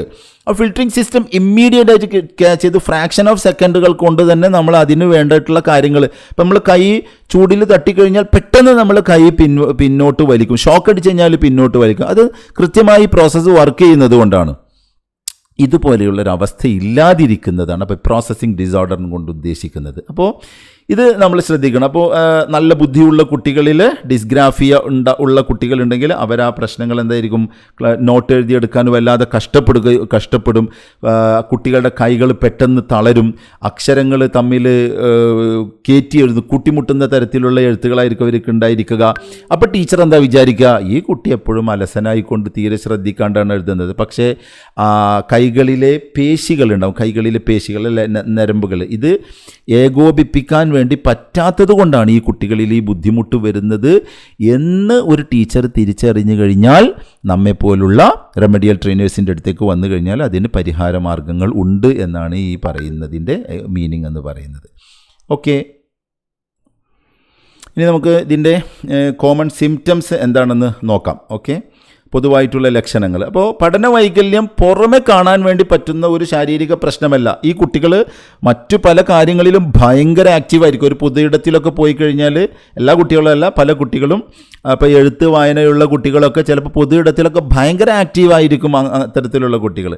അപ്പോൾ ഇതൊരു ശാരീരികമായിട്ടുള്ള ഒരു വൈകല്യം അല്ല. അതുകൊണ്ട് പെരുമാറ്റത്തിൽ, പഠന രീതിയിൽ നമ്മൾ എന്ത് ചെയ്യണം, തിരിച്ചറിഞ്ഞ് അതിൻ്റെ പ്രധാനപ്പെട്ട ലക്ഷണങ്ങൾ എന്താണെന്ന് മനസ്സിലാക്കി കൊടുത്തുകൊണ്ട് അവരെ മുന്നോട്ട് കൊണ്ടുപോകണം എന്നതാണ് ഈ പറഞ്ഞതിൽ. അപ്പോൾ അക്കാഡമിക് പെർഫോമൻസ് ഡിസ്പൈറ്റ് എഫേർട്ട്, കഠിനാധ്വാനം ചെയ്തിട്ടും ഈ എന്ത് ചെയ്യുക, പിന്നോട്ട് പോവുക. കുട്ടി നന്നായിട്ട് പഠിക്കും, ചില കുട്ടികൾ വളരെ പഠിക്കും, പക്ഷേ രക്ഷിതാക്കൾ പഠിപ്പിച്ചുകൊണ്ടിരിക്കുന്നുണ്ടായിരിക്കും, പക്ഷെ പരീക്ഷാഫലം വരുന്ന റിസൾട്ട് വന്നു കഴിഞ്ഞാൽ ഭയങ്കര മോശമായിട്ടുള്ള റിസൾട്ട് എത്ര പഠിച്ചിട്ടും. അപ്പോൾ കുട്ടികളെ കൗൺസിലിങ്ങിനാണ് കൊണ്ടുവരിക. കൗൺസിലിങ്ങിന് കൊണ്ടുവരുന്ന കുട്ടികളെ തന്നെ നമ്മളൊരു അസസ്മെൻറ്റ് നടത്തി കഴിഞ്ഞാൽ അവരിൽ ലേണിംഗ് ഡിസബിലിറ്റി ഉണ്ടായിരിക്കും. അപ്പോൾ ഇതിൽ സൈക്കോളജിസ്റ്റുകൾ ആരെങ്കിലുമൊക്കെ ഈ ക്ലാസ് കേൾക്കുന്നുണ്ടെങ്കിൽ നിങ്ങൾ മനസ്സിലാക്കേണ്ടതും ഇതാണ്. ഒരു കുട്ടിക്ക് ഇത്തരത്തിലുള്ള ബുദ്ധിമുട്ടുകൾ ഉണ്ടായിക്കഴിഞ്ഞാൽ നമ്മൾ ആദ്യം ചെയ്യേണ്ട ചില കാര്യങ്ങൾ ഇതാണ്. അവരാദ്യം അസസ്മെൻറ്റ് ടെസ്റ്റ് എടുത്തു നോക്കുക, എന്നിട്ട് അവരിൽ എന്തെങ്കിലും തരത്തിലുള്ള ബുദ്ധിമുട്ടുകൾ ഉണ്ടോ എന്ന് നോക്കുക. രണ്ടാമത്തെ കാര്യം, ഓർത്തു വെക്കാനുള്ള ഡിഫിക്കൽട്ടി റിമെമ്പറിങ് ഇൻസ്ട്രക്ഷൻസ്. എന്താണ്? പുസ്തകം എടുക്കുക, പേജ് നമ്പർ 20 തുറക്കുക, അതിലെ 3ാമത്തെ ചോദ്യം വായിക്കുക എന്ന്, ഇങ്ങനെ 2-3 കാര്യങ്ങൾ അടുപ്പിച്ച് പുസ്തകം എടുക്കൂ, 30ാമത്തെ പേജ് തുറക്കൂ, അല്ലെങ്കിൽ 20ാമത്തെ പേജ് തുറക്കൂ, എന്നിട്ട് അതിൽ 3ാമത്തെ ചോദ്യം വായിക്കൂ എന്ന് പറയുമ്പോൾ 3 കാര്യങ്ങൾ പറഞ്ഞു അല്ലേ. 3 സിമ്പിളായ കാര്യങ്ങളാണ്. പുസ്തകം എടുത്താൽ അല്ലെ, ഒരു പേജ് നമ്പർ പറയുന്നത് തുറക്കുന്നു, അതിൽ ഇത്രാമത്തെ ക്വസ്റ്റ്യൻ വായിക്കുന്നു. ഇതങ്ങോട്ട് 2-3 കാര്യം അടുപ്പിച്ച് പറയുമ്പോൾ LD ഉള്ള കുട്ടികൾ ആകെ കൺഫ്യൂസ്ഡ് ആവും. എന്തൊക്കെയാണ് പറഞ്ഞത്, ഒരുപാട് കാര്യങ്ങൾ പറഞ്ഞല്ലോ എന്നാണോ അവരുടെ മനസ്സിലൂടെ കടന്നു പോകുന്നത്. അപ്പോൾ പലപ്പോഴും ആദ്യത്തെ ഒരു കാര്യം മാത്രം അവരുടെ മനസ്സിലുണ്ടാകും. അപ്പോൾ അവർ ആ ഒരു പുസ്തകം എടുത്തു വെച്ചിട്ട് ഇങ്ങനെ ഇരിക്കുന്നുണ്ടായിരിക്കും, ബാക്കിയൊന്നും അവർ ചെയ്യില്ല. ഇത് difficult remembering instructions, slow reading, writing or calculation. മറ്റു കുട്ടികൾ 5 മിനിറ്റ് കൊണ്ട് എഴുതി തീർക്കുന്ന കാര്യം ചിലപ്പോൾ ഇവർക്ക് 1 മണിക്കൂർ നീണ്ടു നിൽക്കുന്ന സമയം വേണ്ടതായിട്ട് വരും. അക്ഷരങ്ങൾ കൂട്ടി വായിക്കാൻ പ്രയാസപ്പെടും, വിരലുകൾ ഉപയോഗിച്ച് എപ്പോഴും എണ്ണിക്കൊണ്ടേയിരിക്കും. ഇങ്ങനെ തുടങ്ങി വ്യത്യസ്തങ്ങളായിട്ടുള്ള കാര്യങ്ങൾ ചെയ്തുകൊണ്ടിരിക്കും. Okay, then next, attention and organisation difficulties. Bag അടുക്കി വെക്കുക, ഹോംവർക്ക് ഡയറി കൃത്യമായിട്ട് ചെയ്യുക, അതേപോലെ തന്നെ പ്ലാൻ ചെയ്യുക, പല കാര്യങ്ങളും പ്ലാൻ ചെയ്യുക. ഇത്തരം കാര്യങ്ങളൊക്കെ ഈ LD ഉള്ള കുട്ടികൾക്ക് ഉണ്ടായിരിക്കും. അപ്പോൾ ഇങ്ങനെയൊക്കെ ഉണ്ടാവുന്ന സമയത്ത് നമ്മളത് LD ആണ് എന്ന് തിരിച്ചറിയണം. Then low confidence and school refusal. ആത്മവിശ്വാസം കുറയും. ചിലപ്പോൾ നമ്മുടെ കൗൺസിലിംഗ് സെൻറ്ററുകളിലേക്ക്, ഇപ്പോൾ നമ്മൾ ദിശയിലേക്കൊക്കെ വരുന്ന കുട്ടികൾ, സാർ എപ്പോഴും സ്കൂൾ പോകാനായി കഴിഞ്ഞാൽ വയറുവേദന, തലവേദന, നെഞ്ചുവേദന, കൈകാൽ വേദന, അല്ലെങ്കിൽ പോകാൻ മടി കാണിക്കുക, കരയുക. അപ്പോൾ എന്തായിരിക്കും? കോൺഫിഡൻസ് കുറവാണ്. കാരണം തൻ്റെ ക്ലാസ്സിലിരിക്കുന്ന കുട്ടി എന്നെക്കാൾ നന്നായിട്ട് എഴുതുന്നു, വായിക്കുന്നു, ടീച്ചർ ചോദിക്കുന്ന ചോദ്യങ്ങൾക്ക് ആൻസർ ചെയ്യുന്നു, ബട്ട് ഐ കാണ്ട്, എനിക്ക് പറ്റുന്നില്ല. അപ്പോൾ സ്വാഭാവികമായിട്ടും കുട്ടികളിൽ ഇത്തരത്തിലുള്ള സംഗതികൾ ഉണ്ടായിരിക്കും. അപ്പോൾ ഇങ്ങനെയുള്ള കുട്ടികളിൽ ഇത്തരത്തിലുള്ള സംഭവങ്ങൾ നമ്മൾ കാണുമ്പോൾ അത് LD ആണ് എന്ന് മനസ്സിലാക്കലാണ് ഇതിന് വളരെ പ്രധാനപ്പെട്ട ഒരു കാര്യമെന്ന്. അപ്പോൾ കോമൺ സിംറ്റംസിനെ പറ്റിയിട്ടാണ് നമ്മൾ ഈ പറയുന്നത്. ഓക്കെ, അപ്പോൾ ഇത് നമ്മൾ കാണുമ്പോൾ നമുക്ക് ഈ LD ആണ് എന്ന ഒരു എന്താ പറയുക, ഒരു തിരിച്ചറിയലിലേക്ക് എത്തുവാനുള്ളൊരു നോളേജ് നമ്മൾ ഉണ്ടാക്കിയെടുക്കണം.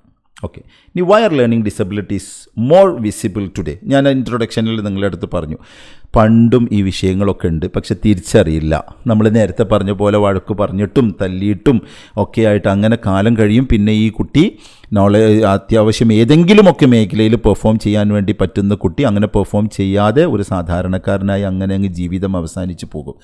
അപ്പോൾ കുട്ടിക്കാലത്ത് ഇത്തരം പ്രശ്നങ്ങളൊന്നും കേട്ടിട്ടില്ലല്ലോ എന്നൊക്കെ, നമ്മുടെ കുട്ടിക്കാലത്ത് ഈ പ്രശ്നങ്ങളൊന്നും കേട്ടിട്ടില്ലല്ലോ എന്നൊന്നും പറയുന്നതിന് അർത്ഥമില്ല എന്നാണ് ഈ സൂചിപ്പിക്കുന്നത്. അപ്പോൾ ഇവിടെ വളരെ പ്രധാനപ്പെട്ട 4 പോയിന്റുകൾ കൊടുത്തിട്ടുണ്ട്. ഒന്ന്, അക്കാഡമിക് പ്രഷറാണ്. പണ്ട് 1ാം ക്ലാസ്സിൽ പോയി തുടങ്ങുമ്പോഴാണ് നമ്മൾ അക്ഷരങ്ങളൊക്കെ പഠിച്ചത്. എന്നാൽ ഇന്ന് LKG മുതൽ തന്നെ എന്തുണ്ട്, ഈ കുട്ടികളെ സിലബസ് രീതിയിൽ പഠിപ്പിച്ചു കൊണ്ടുപോകുന്നുണ്ട്. അതായത് തലച്ചോറ് ബ്രെയിന് പാകമാകുന്നതിൻ്റെ മുൻപ് തന്നെ പഠിക്കാൻ നിർബന്ധിക്കുന്ന സമയത്ത് സ്വാഭാവികമായിട്ടും ഈ കുട്ടികളിൽ പെട്ടെന്ന് പ്രയാസങ്ങൾ ഉണ്ടാകാനുള്ള സാധ്യത, ഇൻക്രീസ്ഡ് കോമ്പറ്റീഷൻ ആൻഡ് ഇത് സൂചിപ്പിക്കുന്ന ഒരു വിഷയം ഇത്രയാണ്. അത് എത്ര മനസ്സിലാക്കിയാൽ മതി. അക്കാഡമിക് പ്രഷർ ഒരിക്കലും ഇപ്പം നമ്മൾ ഈ ക്ലാസ് കേൾക്കുന്നവരിൽ ആരെങ്കിലും ഒക്കെ ചെറിയ ക്ലാസ്സുകളിൽ പഠിപ്പിക്കുന്ന കുട്ടികളുണ്ടെങ്കിൽ അവർ ഫിൻലാൻഡ് മോഡലൊക്കെ ഒന്ന് പഠിച്ചു വെക്കുന്നത് നന്നായിരിക്കും.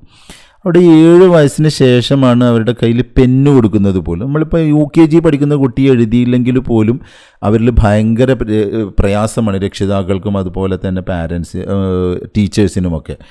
അപ്പോൾ അങ്ങനെയുള്ള പ്രശ്നങ്ങൾ. അപ്പോൾ അക്കാഡമിക് പ്രഷർ എന്ന് പറയുന്നതിൽ വളരെ പ്രധാനപ്പെട്ട കാര്യമാണ്. മറ്റൊന്ന്, ബെറ്റർ അവെയർനെസ്. പണ്ട് പഠിക്കാൻ പ്രയാസമുള്ള കുട്ടികളെ പല പേരിട്ടിട്ട് വിളിക്കും അല്ലേ, പല മഴത്തുള്ളി എന്ന് വിളിക്കും, അല്ലെങ്കിൽ എന്താ പറയുക മടിയൻ, അങ്ങനെ പല പല പേരുകളിട്ട് വിളിച്ച് തള്ളിക്കളയും.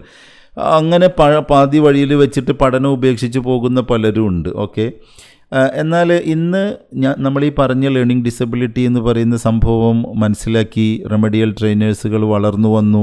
അവർ റെമഡിയൽ ട്രെയിനിങ്ങുകൾ കൊടുക്കാൻ വേണ്ടി തുടങ്ങി ഇത്തരം പ്രയാസങ്ങളുള്ള കുട്ടികൾ. ഇപ്പോൾ നമ്മുടെ സെൻറ്ററിൽ ഏകദേശം 10-60 കുട്ടികൾ പല വ്യത്യസ്ത സമയങ്ങളിലായിട്ട് 4-5 ട്രെയിനിങ് പിന്നെ റെമഡിയൽ ട്രെയിനേഴ്സിൻ്റെ കീഴിൽ പരിശീലനം, അവരുടെ രക്ഷിതാക്കളും അതുപോലെ തന്നെ അധ്യാപകരൊക്കെ നല്ല അത്ഭുതത്തോടു കൂടിയിട്ട് ഇപ്പോൾ കഴിഞ്ഞപ്പോൾ ക്രിസ്മസ് എക്സാം കഴിഞ്ഞപ്പോൾ പറയുന്നുണ്ട് ഭയങ്കരമായിട്ട് കുട്ടികൾ തന്നെ ഭയങ്കര കോൺഫിഡൻസോട് കൂടിയിട്ടാണ് നമ്മുടെ അടുത്ത് സംസാരിക്കുന്നത്. ഇപ്പോൾ ഡിസ്ലെക്സിയുള്ള കുട്ടികൾ നമ്മുടെ അടുത്ത് വന്ന് പറയുന്നു, ഡിസ്ഗ്രാഫിയുള്ള കുട്ടികൾ വന്ന് പറയുന്നു, സാർ ഇപ്പോൾ നന്നായിട്ട് എഴുതാൻ പറ്റുന്നു, നന്നായിട്ട് വായിക്കാൻ പറ്റുന്നു, അതുകൊണ്ട് തന്നെ എക്സാം നന്നായിട്ട് പെർഫോം ചെയ്യാൻ പറ്റുന്നു. ബിക്കോസ് അവർക്ക് ബുദ്ധിപരമായ പ്രശ്നങ്ങളൊന്നുമില്ല, എഴുത്ത് വായന പ്രശ്നങ്ങളൊക്കെയാണ് ഉള്ളത്. അപ്പോൾ ഇങ്ങനെ നമുക്ക് മാറ്റിയെടുക്കുവാൻ വേണ്ടി കഴിയും. പിന്നൊന്ന് എൻവിറോൺമെൻറ്റൽ ചേഞ്ചസ്. അതിലെ വളരെ പ്രധാനപ്പെട്ട ഒരു സംഭവം എന്ന് പറയുന്നത് മൊബൈൽ ഫോണുമായി ബന്ധപ്പെട്ട കാര്യങ്ങളാണ്. നമ്മളെ കുട്ടികൾ മണ്ണിലും വെയിലിലും ഒക്കെ കളിക്കുന്നത് കുറഞ്ഞു, മൊബൈൽ ഫോണിൻ്റെ മുന്നിൽ കൂടുതൽ സ്ക്രീൻ ടൈമുകൾ ഉപയോഗിക്കുന്നു എന്നതാണ്. കൂടുതൽ വിശദമായിട്ട് ഞാനിതിൽ വിഷയം പറയേണ്ടതില്ല. എൻവിറോൺമെൻറ്റൽ ചേഞ്ചസ് എന്ന് പറയുമ്പോൾ നിങ്ങൾക്ക് മനസ്സിലാക്കാൻ വേണ്ടി പറ്റും. പിന്നെ ഇൻഫോംഡ് സ്റ്റേക്ക് ഹോൾഡേഴ്സ്, അറിവുള്ള അധ്യാപകരും രക്ഷിതാക്കളും എന്നത് ഇതിൽ വളരെ പ്രധാനപ്പെട്ട ഒരു കാര്യമാണ് അല്ലേ. ഇന്നത്തെ അധ്യാപകർക്ക് എന്താ പറയുക, കുട്ടികളുടെ മനഃശാസ്ത്രത്തെക്കുറിച്ച് അത്യാവശ്യം അറിവുണ്ട്, അറിവില്ലാത്തവരും ഉണ്ട് കേട്ടോ. ഇപ്പോൾ പിന്നെ സ്കൂളുകളെ സംബന്ധിച്ചിടത്തോളം ഹൈസ്കൂളുകളിലൊക്കെ എത്തിക്കഴിഞ്ഞ് കഴിഞ്ഞാൽ സ്കൂളിനൊരു 100% വിജയം എന്നതിലേക്ക് മാത്രം കോൺസെൻട്രേറ്റ് ചെയ്യുന്ന HMമാരെയും മാനേജ്മെൻറ്റിനെയും അധ്യാപകരും ഉള്ള സ്കൂളുകളും ഉണ്ട്.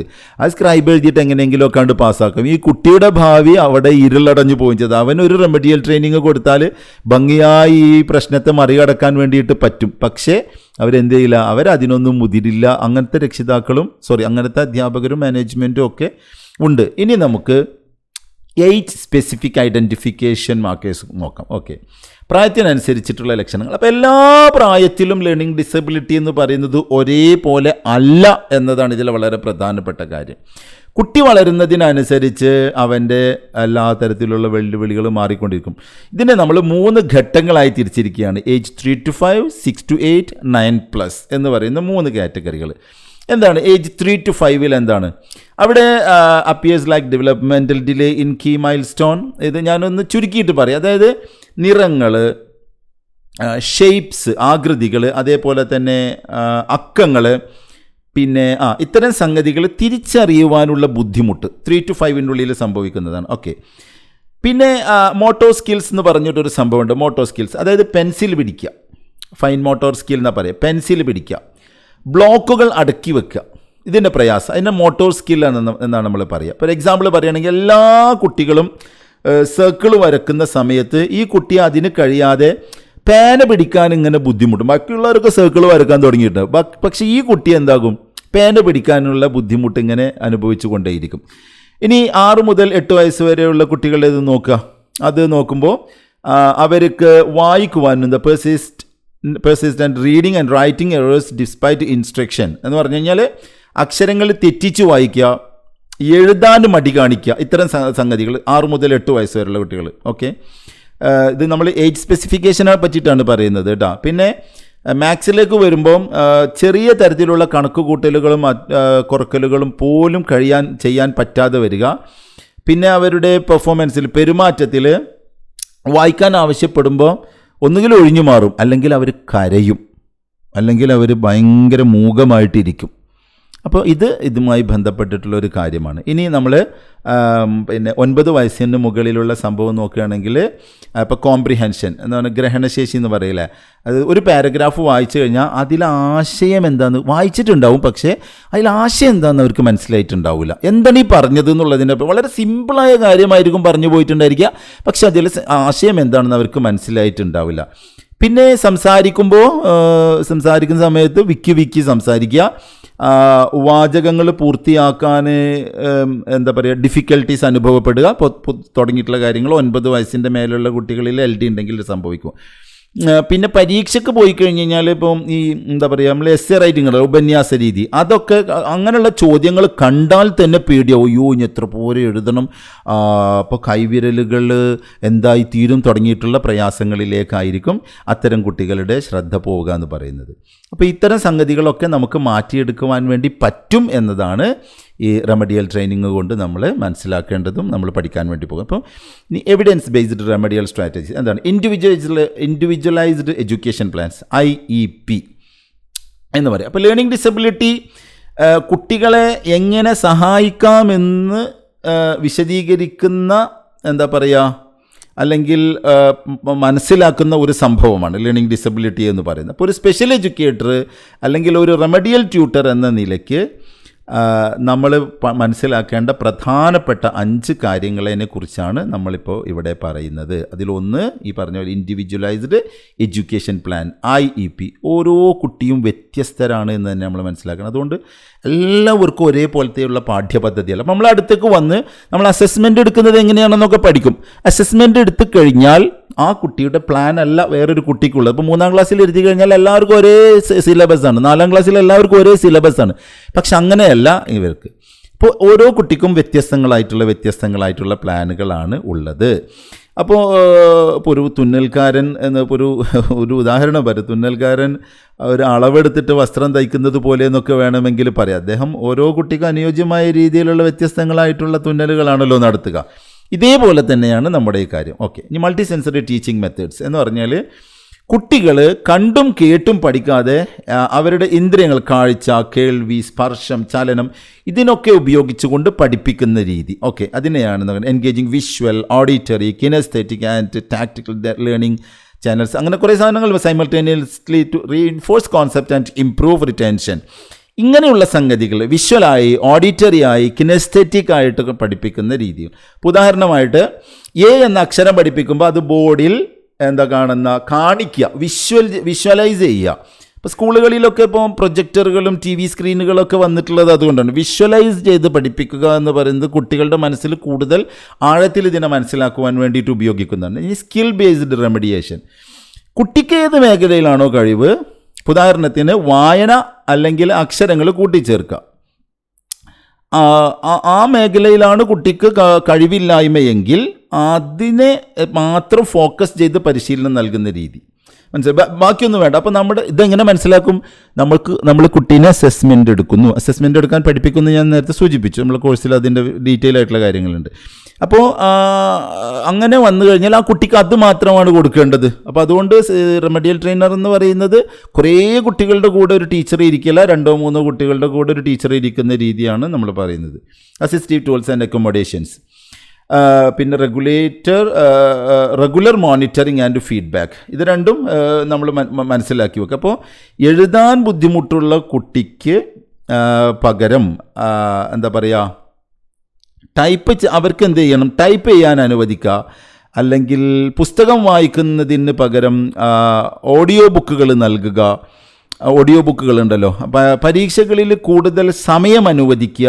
ഇതൊക്കെ നമ്മുടെ ഈ പഠനവുമായി ബന്ധപ്പെട്ടിട്ടുള്ള വ്യത്യസ്തങ്ങളായിട്ടുള്ള കാര്യങ്ങളാണ്. Okay, needs of teachers. ഇനി എന്താണ് ഇവിടെ ടീച്ചർമാർക്കുള്ള എന്താ പറയുക നീഡുകൾ, ആവശ്യങ്ങൾ എന്താണെന്ന് നോക്കാം. അപ്പം ഞാൻ പറയാം, ഒരു കുട്ടിയുടെ ജീവിതത്തിലെ ഏറ്റവും വലിയ വെളിച്ചമെന്ന് പറയുന്നത് അവൻ്റെ അധ്യാപകനാണ്. നമ്മൾ സാധാരണ പറയാറുണ്ട് LKGയിൽ ഒന്നുമില്ലാത്തൊരു ഒരു ബ്ലാങ്ക് സ്ലൈറ്റ്. A എന്ന് ടീച്ചർ ബോർഡിൽ എഴുതുന്നു, B എന്ന് വായിക്കുമ്പോൾ കുട്ടി എന്താ പറയുക, B. ആ കുട്ടിയുടെ മനസ്സിൽ B പതിയും. വീട്ടിൽ പോയിട്ട് അമ്മ വായിക്കും. അമ്മ വായിക്കുമ്പോൾ B, A നോക്കിയിട്ട് കുട്ടി വായിക്കും B. അപ്പോൾ അമ്മ പറയും ദിസ് ഈസ് നോട്ട്, ഇത് B അല്ല, ഇത് A ആണ്. ടീച്ചർ ഇത് A എന്ന് പഠിപ്പിച്ചു. അപ്പോൾ ടീച്ചർ എന്ന് പറയുന്നത് ആ കുട്ടിയുടെ ഏറ്റവും വലിയ അധ്യാപകനാണ്. അപ്പോൾ വൈകല്യമുള്ള കുട്ടികളെ സംബന്ധിച്ചിടത്തോളം അവരെ ലോകം കുറ്റപ്പെടുത്തുമ്പോൾ അവരെ ചേർത്ത് നിർത്താൻ അധ്യാപകന് മാത്രമേ കഴിയുള്ളൂ, ഒരു റെമഡിയൽ ട്രെയിനർക്ക് മാത്രമേ കഴിയുകയുള്ളൂ. അപ്പോൾ അവരുടെ ലക്ഷണങ്ങൾ തിരിച്ചറിയൽ ഒരു ടീച്ചറുടെ അത്യാവശ്യമാണ്. ടീച്ചർ നിർബന്ധമായിട്ട് ഇത് അറിഞ്ഞിരിക്കണം. അപ്പോൾ ക്ലാസ്സിലെ 30 കുട്ടികളിൽ ആർക്കാണ് ശ്രദ്ധ വേണ്ടത് എന്ന് തിരിച്ചറിയുന്ന അധ്യാപകനായി മാറുക എന്നതാണ് ഏറ്റവും നല്ല അധ്യാപകൻ്റെ ലക്ഷണം എന്ന് പറയുന്നത്. അല്ലാതെ എല്ലാവരെയും ഒരൊറ്റ കണ്ണിലൂടെ കണ്ടുകൊണ്ട് പഠിപ്പിക്കുന്നവനല്ല നല്ല അധ്യാപകൻ എന്ന് പറയുന്നത്. അപ്പോൾ അധ്യാപന രീതി മാറ്റുക, അഡാപ്റ്റിംഗ് സ്ട്രാറ്റജീസ് എന്ന്, അണ്ടർസ്റ്റാൻഡിങ് എൽ ഡി ഞാൻ ഇപ്പോൾ പറഞ്ഞു. അഡാപ്റ്റിംഗ് സ്ട്രാറ്റജീസ് എന്ന് പറയുന്നത് എല്ലാ കുട്ടികൾക്കും ഒരേ രീതിയിലുള്ള ക്ലാസ് മനസ്സിലാകില്ല. ചിലർക്ക് കണ്ടാൽ മനസ്സിലാകും, ചിലർക്ക് കേട്ടാൽ മനസ്സിലാകും. തൻ്റെ ക്ലാസ്സിൽ എല്ലാവരെയും ഉൾക്കൊള്ളാൻ കഴിയുന്ന രീതിയിൽ അധ്യാപനം നടത്തുക എന്നതാണ്. പിന്നെ അക്കാഡമിക് അക്കോമഡേഷൻസ് എന്ന് പറഞ്ഞാൽ സ്പെല്ലിംഗ് തെറ്റുകൾക്ക് മാർക്ക് കുറക്കാതിരിക്കുക, പരീക്ഷയ്ക്ക് കൂടുതൽ സമയം അനുവദിക്കുക, ബോർഡിൽ നിന്ന് നോക്കി എഴുതാൻ ബുദ്ധിമുട്ടുള്ള കുട്ടികൾക്ക് നോട്ട്സുകൾ പ്രിൻ്റ് ചെയ്ത് കൊടുക്കുക.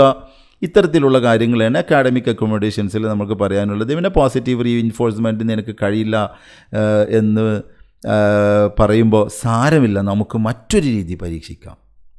മനസ്സിലായില്ലേ? എനിക്ക് കഴിയണില്ല ടീച്ചർ എന്ന് പറയുമ്പോൾ നമുക്ക് മറ്റൊരു രീതി പരീക്ഷിക്കാം, മറ്റൊരു രീതി, അങ്ങനെ വേറെ രീതികൾ പറ്റിയിട്ട് നമ്മൾ ഇതിൽ പഠിക്കും. ഓക്കെ. അതേപോലെ തന്നെ അവർക്ക് ചെറിയ ഗിഫ്റ്റുകൾ കൊടുത്തുകൊണ്ട് അവരെ മോട്ടിവേറ്റ് ചെയ്യുക. അതേപോലെ തന്നെ കൊളാബറേറ്റീവ് അപ്രോച്ച് എന്ന് പറയുന്നത്, അധ്യാപകൻ ഒറ്റയ്ക്കല്ല, ഒരു കുട്ടിയുടെ മാതാപിതാക്കളും സ്പെഷ്യൽ എഡ്യൂക്കേറ്റർ എല്ലാവരും കൂടി ഒരുമിച്ച് നിന്നുകൊണ്ട് ഈ പ്രശ്നത്തെ മറികടക്കുന്ന തരത്തിലേക്ക് അവരെ എത്തിക്കുക എന്ന പണിയാണ് നമ്മൾ യഥാർത്ഥത്തിൽ എടുക്കേണ്ടത്. ഇതേപോലെ തന്നെ ഇവിടെ പ്രധാനമുള്ള ഒരു ഭാഗമാണ് പാരൻസിനെ സംബന്ധിച്ചിടത്തോളം. ലേണിംഗ് ഡിസബിലിറ്റി ഉള്ള ഒരു കുട്ടിയുടെ ഏറ്റവും വലിയ തെറപ്പിസ്റ്റ് എന്ന് പറയുന്നത്, അല്ലെങ്കിൽ സപ്പോർട്ട് ചെയ്യുന്ന ആളെന്ന് പറയുന്നത് അവരുടെ പാരൻറ്റുകളായിരിക്കണം. വീട്ടിലുള്ളിലുള്ള അന്തരീക്ഷം മെച്ചപ്പെടുത്തുക എന്നത് ഇതിൽ വളരെ പ്രധാനപ്പെട്ട കാര്യമാണ്. അവെയർനെസ് ആൻഡ് അണ്ടർസ്റ്റാൻഡിങ്ങിൽ നമ്മൾ അതാണ് പറയാൻ ഉദ്ദേശിക്കുന്നത്. കുട്ടിയുടെ പെരുമാറ്റം എന്ന് പറയുന്നത് മടിയല്ല, അതൊരവസ്ഥയാണ്. അതാദ്യം ടീച്ചർ തിരിച്ചറിയുക, ഇത് കുട്ടിയുടെ കുറ്റമല്ല എന്ന് മനസ്സിലാക്കുക. അപ്പോൾ സ്വാഭാവികമായിട്ടും രക്ഷിതാക്കളിലുള്ള ഒരു സ്ട്രെസ് ഉണ്ടാവില്ല. സ്വാഭാവികം, എൻ്റെ കുട്ടി മറ്റുള്ള കുട്ടികളെ പോലെ പെർഫോം ചെയ്യുന്നില്ല എന്ന് പറയുമ്പോൾ രക്ഷിതാക്കൾക്കുള്ളൊരു ബുദ്ധിമുട്ടുണ്ട്.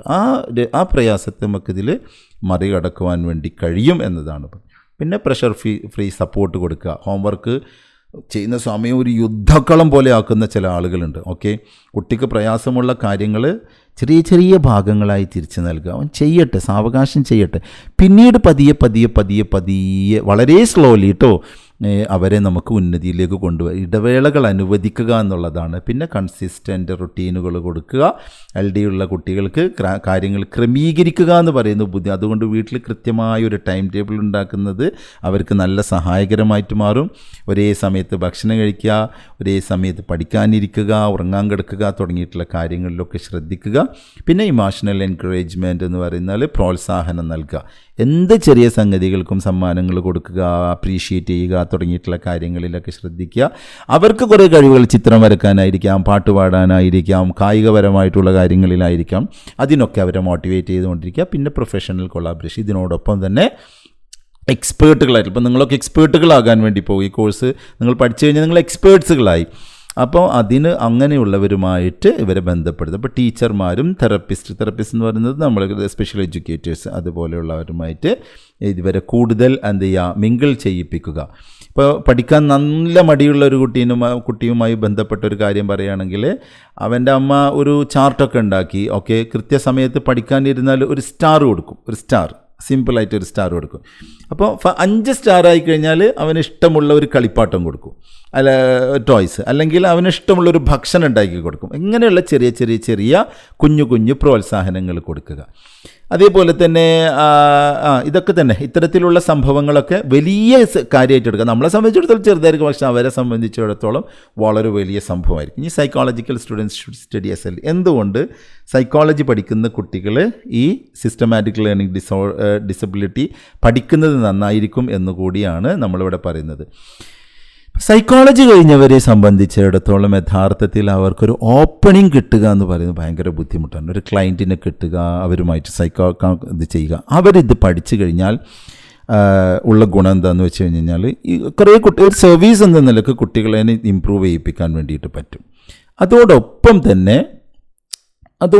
തന്നെ പിന്നെ ഈ കുട്ടികളുടെ പാരൻസ്, അവർക്ക് ഒരു കൗൺസിലിംഗ് വളരെ അത്യാവശ്യമാണ്. അവർക്ക് ഡയറക്റ്റ്ലി നമ്മൾ ഒരു ഫുൾ പ്ലഡ്ജ് കൗൺസിലിംഗ് സെഷൻ അല്ല ഇതുകൊണ്ട് ഉദ്ദേശിക്കുന്നത്. മറിച്ച് ഈ കുട്ടികൾ ഇങ്ങനെ ആയതിൻ്റെ പേരിൽ അവരനുഭവിക്കുന്ന പ്രയാസങ്ങൾ അങ്ങനെ അഡ്രസ്സ് ചെയ്യാൻ വേണ്ടിയിട്ട് പറ്റും. അപ്പോൾ ഇതിൽ വളരെ പ്രധാനപ്പെട്ട കുറേ കാര്യങ്ങളുണ്ട്. ഒന്ന്, ന്യൂറോ ഡെവലപ്മെൻറ്റൽ ഫൗണ്ടേഷൻസ് എന്നുള്ളത് കൊണ്ട് ഉദ്ദേശിക്കുന്നത് അതാണ്.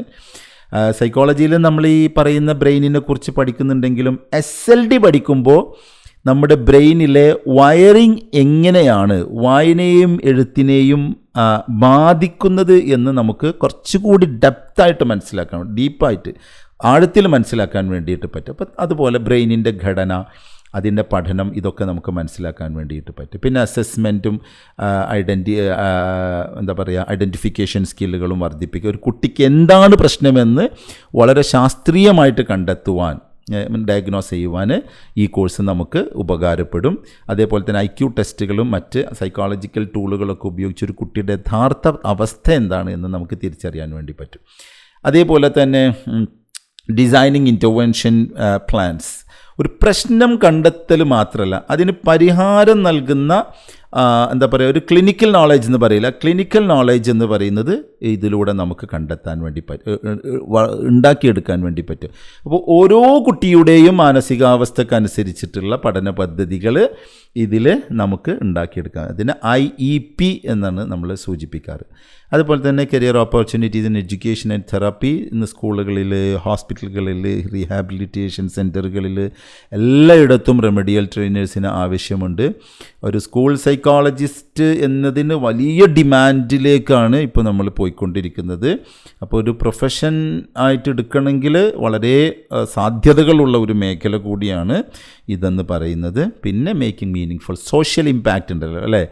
നമ്മൾ നൽകുന്ന ചെറിയ ചെറിയ തരത്തിലുള്ള സെഷനുകളിലൂടെ തീർത്തും പരാജയപ്പെട്ടു പോകാൻ സാധ്യതയുള്ള കുട്ടികളെ ജീവിതത്തിലേക്ക് കൈപ്പിടിച്ചുയർത്തുക എന്ന് പറയുന്നത് വളരെ പ്രധാനപ്പെട്ട ഒരു സംഭവമല്ലേ.